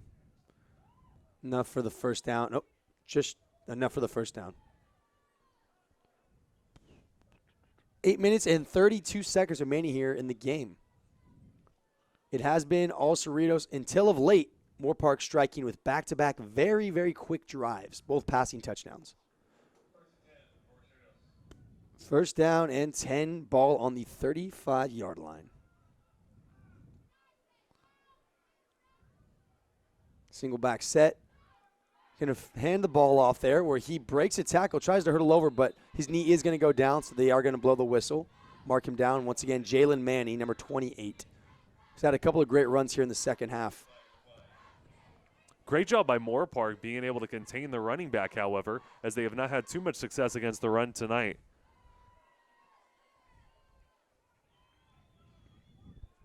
You know what? If Moore Park's able to even score just one more touchdown and stop the bleeding off with Cerritos scoring offensively, I think they have a lot to hang their heads high about. I mean, if they're able to score one more time here, or even just stop the scoring as it is, 2 unanswered touchdowns and before the game finishes, I think that's something that Moore Park can, improve off of. I mean, if you're able to score back-to-back touchdowns and stop the scoring defensively, there's definitely some improvement that you can look at in a positive light. That's going to bring up a first down and 5. Was a penalty on the play prior against Moore Park. Drops right off. He was trying to hit his receiver on a little 5-yard out, and it is just dropped by number 10 for the Cerritos Falcons. They hit him right in the hands, but wasn't able to hold on to it. Bailey Torres, that was number 10. A couple of new faces let's point out here on the Moore Park defense. Number 49. We'll start right there. Number 49 at the linebacker position for the Moore Park Raiders. That is Noah Dilley, the 6'1", 220-pound freshman from Canyon. Number 50, also in the linebacker position, someone who we didn't see too much in the first half, Andre Wells, 5'10", 235-pound freshman. So a couple of new looks in the linebacker position. They're going to hand the ball off once again to Manning, who's tackled after gaining about 5 yards.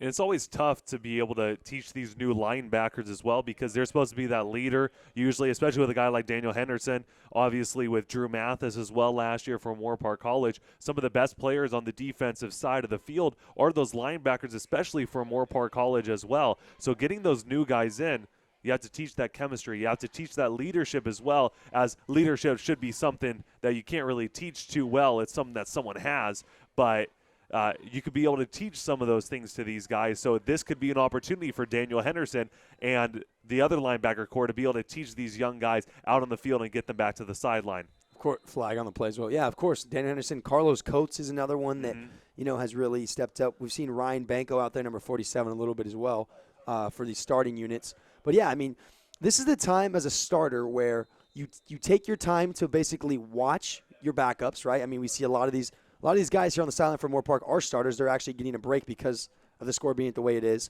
You watch these backups and you teach them. You see, on this last play there, you kind of jump the gap to jump the gap too fast, or how about watch your reads a little bit longer, or you're planting with your wrong foot. You take the time to instill that confidence and that that knowledge that they're lacking at the number 2 spot, and that is just going to make your entire team that much better. There's going to be a timeout, and that's going to bring us with 6 minutes and 31 seconds left. We are going to thank the final group of sponsors for this evening, starting with Stonefire Grill, where community is served, dine-in, takeout, delivery, and catering, proudly supporting Moorpark College athletics. And finally, college football is here. Celebrate with Chick-fil-A on Sycamore Square in Simi Valley. With that being said, there is a score of 56-22, Moorpark trails. It is a 3rd down and 6.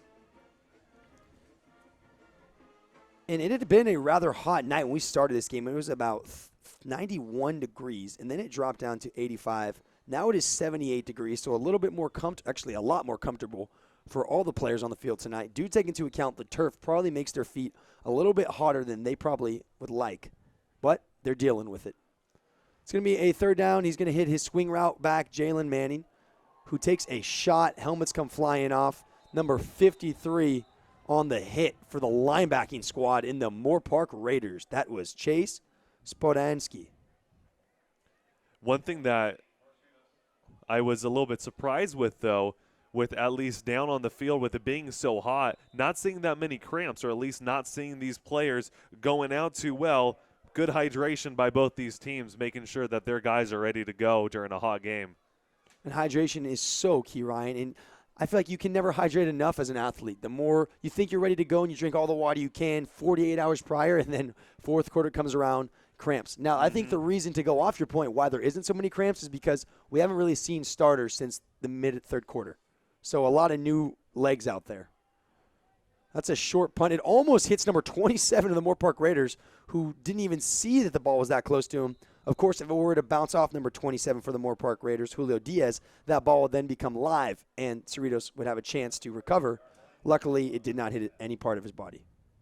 So Moorpark is going to go ahead and start with the ball here on the 33-yard line. 5 minutes and 44 seconds left to go remaining in this game. And a lot of positives as of late with the Moorpark Raiders. And Cerritos, who's been firing on all cylinders all night tonight, continues to, have positives as well.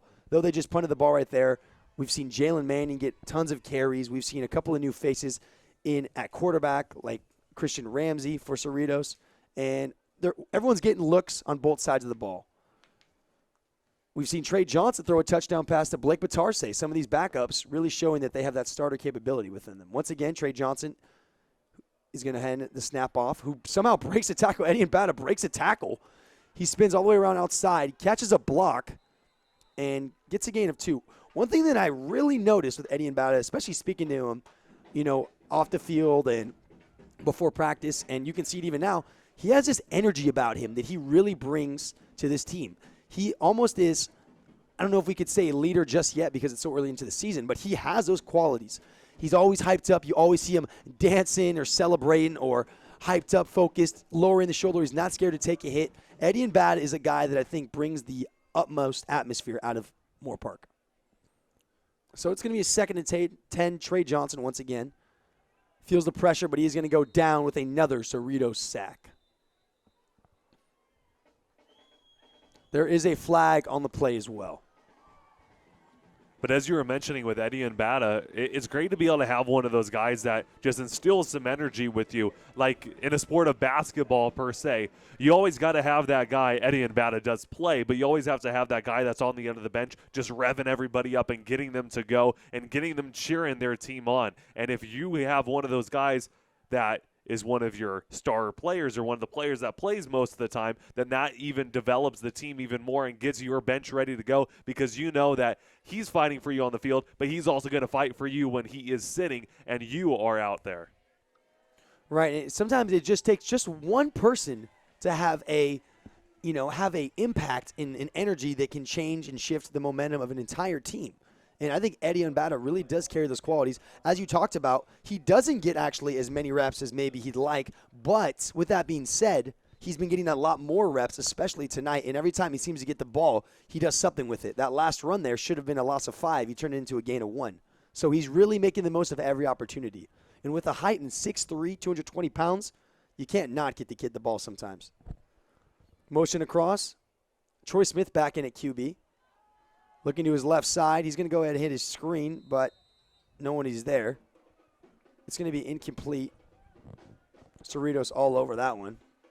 It looks like Moore Park's kind of going for some short plays right now after having some success on some deep ball throws.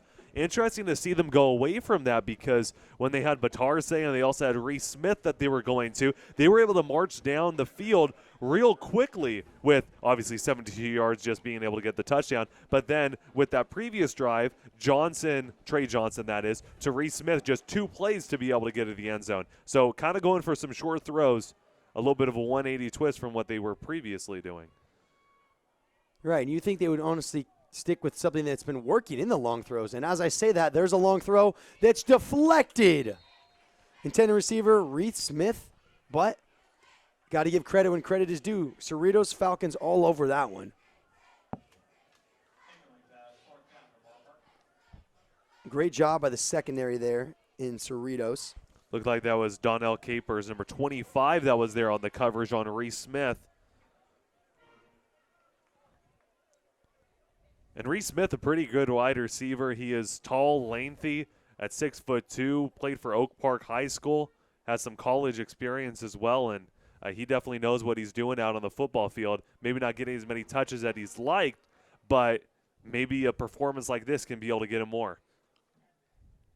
There is 4 minutes and 24 seconds remaining here.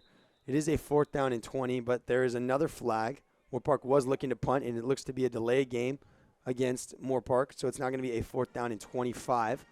So they will back it up just a little bit more. Returning for this punt returning unit, number 82 has just come on the field for the Cerritos Falcons, is accompanied with, pardon me, that's going to be a short kick that's going to bounce down. Recovered. Up the middle, breaks a tackle and a spin move, cuts outside. That's number 13 right there, who's going to get to the outside edge. Higgs Mokshian, lucky enough to be right there to force him back in. Number 13 on the return was Brandon Jones, but who was joined alongside him back there was number 82, Brian Denby, Brian Denby. So there is 4 minutes and 8 seconds remaining in this football game as Cerritos will start with the ball on the 23-yard line. After the first quarter with a score of 7-7, Cerritos went on to score 49 unanswered points, and now Moore Park, they have answered themselves by scoring 15 unanswered points. That's why we have that 56-22 score. Moore Park's really got to make sure they don't give up any more points. At this point, you got to play for pride. They can't allow any extra points. If they don't allow any extra points, they'd be going basically almost a whole quarter without a score being allowed, and that's something that they could be proud of. It's going to be cut up right up the middle, and he's going to go almost untouched into the end zone. Number 31 for the Cerritos Falcons on that carry right through the hearts of the Moore Park Raiders. Jamari Dissett and Jalen Manning, Ryan, 2 of these running backs, they didn't see much playing time the first half of the game, but second half have really opened up and ran up and down the Moore Park defense. No answers on any one part of the game. Moore Park has no answers. And that is a big fix that needs to happen. That secondary needs to be able to not lose their assignments, but the run defense, you got to be there. You got to stop that guy. You got to win the battle of the line. And Moore Park was unable to do that tonight. Kick to the uprights, and it's off the pole. It's no good. You never know what that could mean. I mean, with just 4 minutes left, it's pretty sure that they still got it, that Cerritos is still going to walk with the W. But, hey, Moore Park will take it. It's one less point goes against them. So, Moore Park down 62-22. They doinked that one. They doinked it. They did. Oh, that famous double doink. It was just a single doink this time. Sometimes you think those are give-me kicks, but I guess not.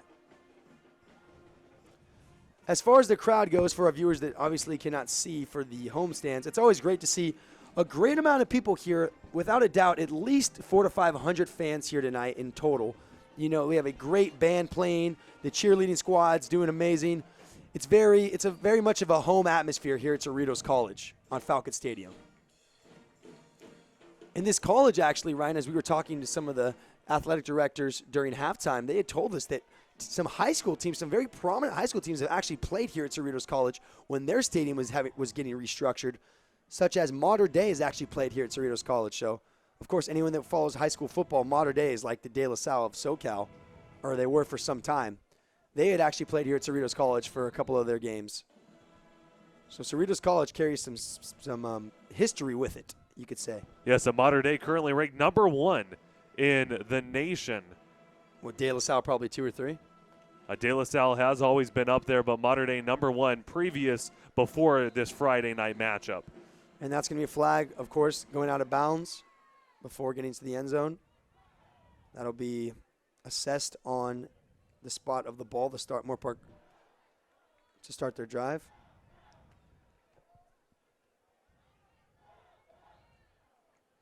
Kickoff is out of bounds there for first and 10 at the 35.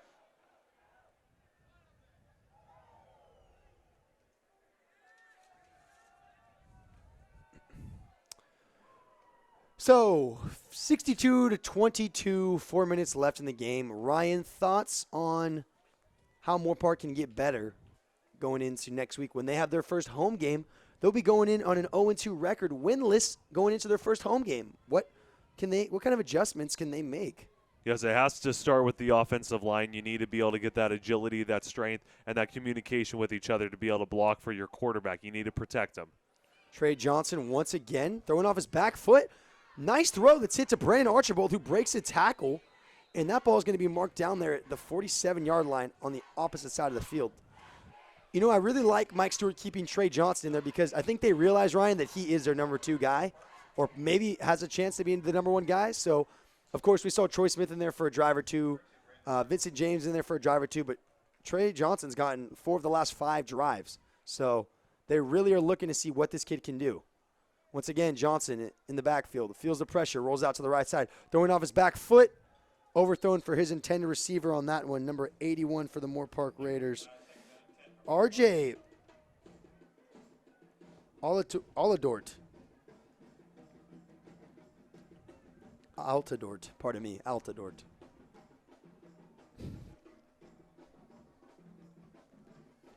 That's a name we haven't called yet this season, so it's good to see that we have some other wide receivers in there in RJ Altadort.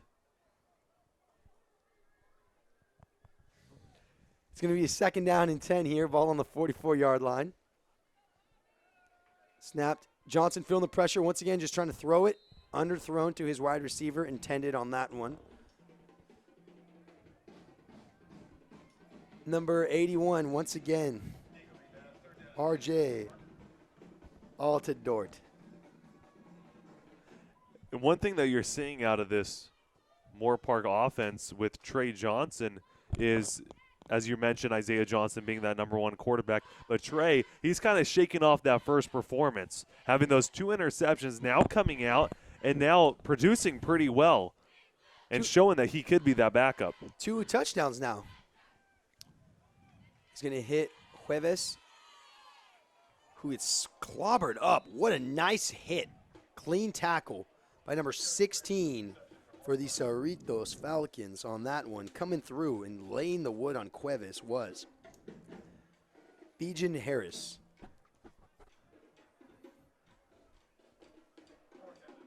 So that's a 4th down and 4. There is no doubt in my mind that Moorpark's going to go for it, as they will, as is just in this scenario. Brandon Archibald alongside Johnson in the backfield. Gets the snap, fakes the handoff, hits Cuevas. Does he have enough? It looks like he might. Yeah, and it does look like he has enough, and that's a great job by Johnson, able to get out of the pocket a little bit and make the correct pass.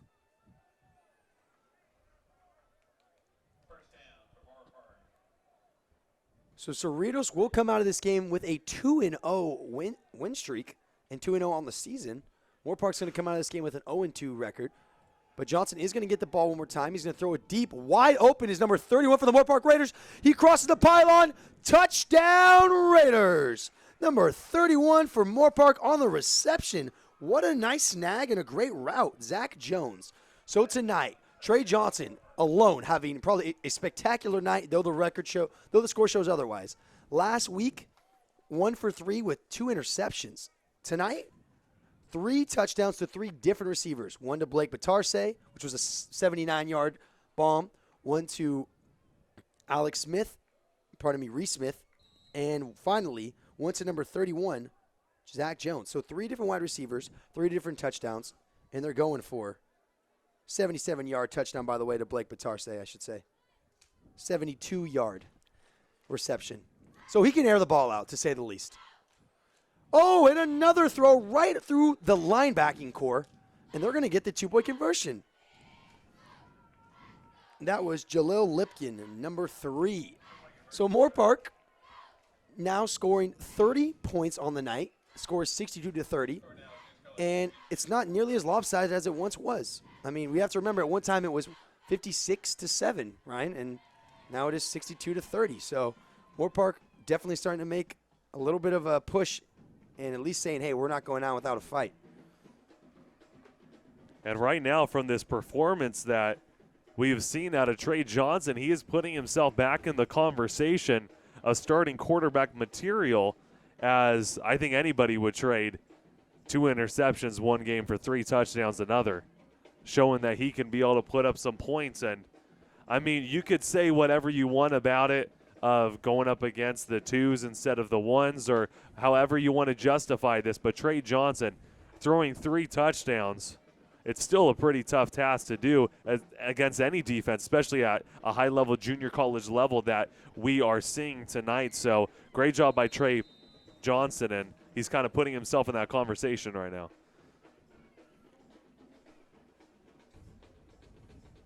The kick is underway, as it's going to drop down to the 30 where it is Farrakhan. And expect nothing but runs as Cerritos looks to just run out the clock and come away with an easy victory. Now, it was an easy victory, I should say, but I mean, an easy way to finish the game, them being up by 32 points. It makes the most sense for them to just run out the clock. Simplest matter at hand. But it was a hard-fought battle. You have to give your hats off to Moore Park. The first half was all Cerritos. In fact, the third quarter was all Cerritos. But the fourth quarter alone has been primarily Moore Park. And like you talked about, Ryan, yes, there's been some 2s and 3s out there. But you can't negate that. You got to think about it as Moore Park's really been out there outworking whoever was on the other side for Cerritos in the fourth quarter. And that's something that Moore Park can be proud of, and they can use that in film when they go on to Glendale next week at home. Moore Park has outscored Cerritos 23-6 here in the fourth quarter of play. So with 2 minutes and 7 seconds remaining, they are in a passing formation. Ball is going to be on the 35-yard line. But he will just hand it off as expected. That is Jalen Manning, number 28 on the run, fighting for every inch. It would be pretty surprising if you see a pass right now. Cerritos, they're just going to want to take this victory and go on into their next game with some momentum. Yep, Cerritos, as you talked about, going into their next game. It'll be a good one. They have Desert coming up next, and they will be here at home once again.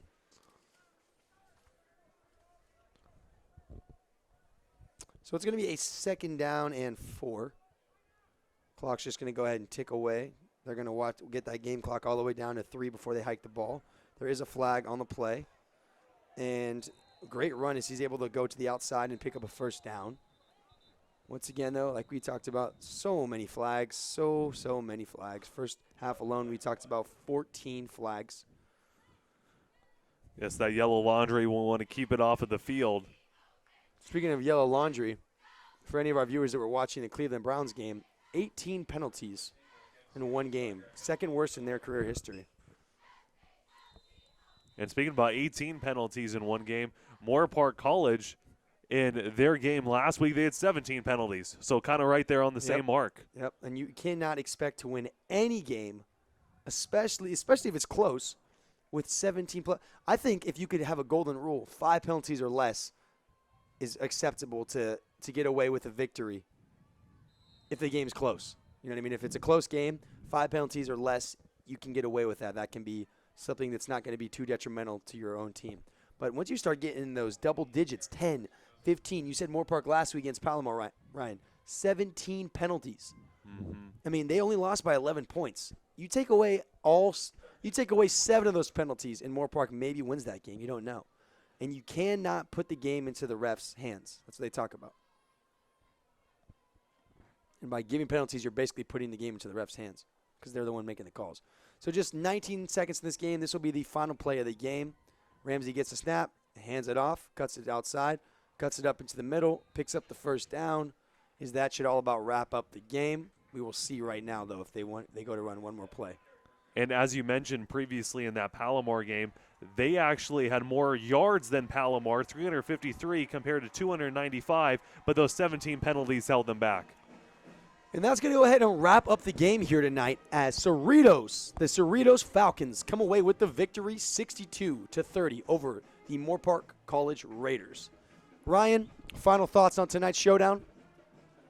Great play by Cerritos College. Their offensive line stepped up. Their multi-dimensional offense as well, they shined. And their defense, able to get pressure on Moore Park, but great job for Moore Park not falling down and waving that white flag. Even though they were down by 49 points, they still worked it back. They still lost, but instead of 49, they worked it back to a 32-point deficit. They were able to score 30 points in this game.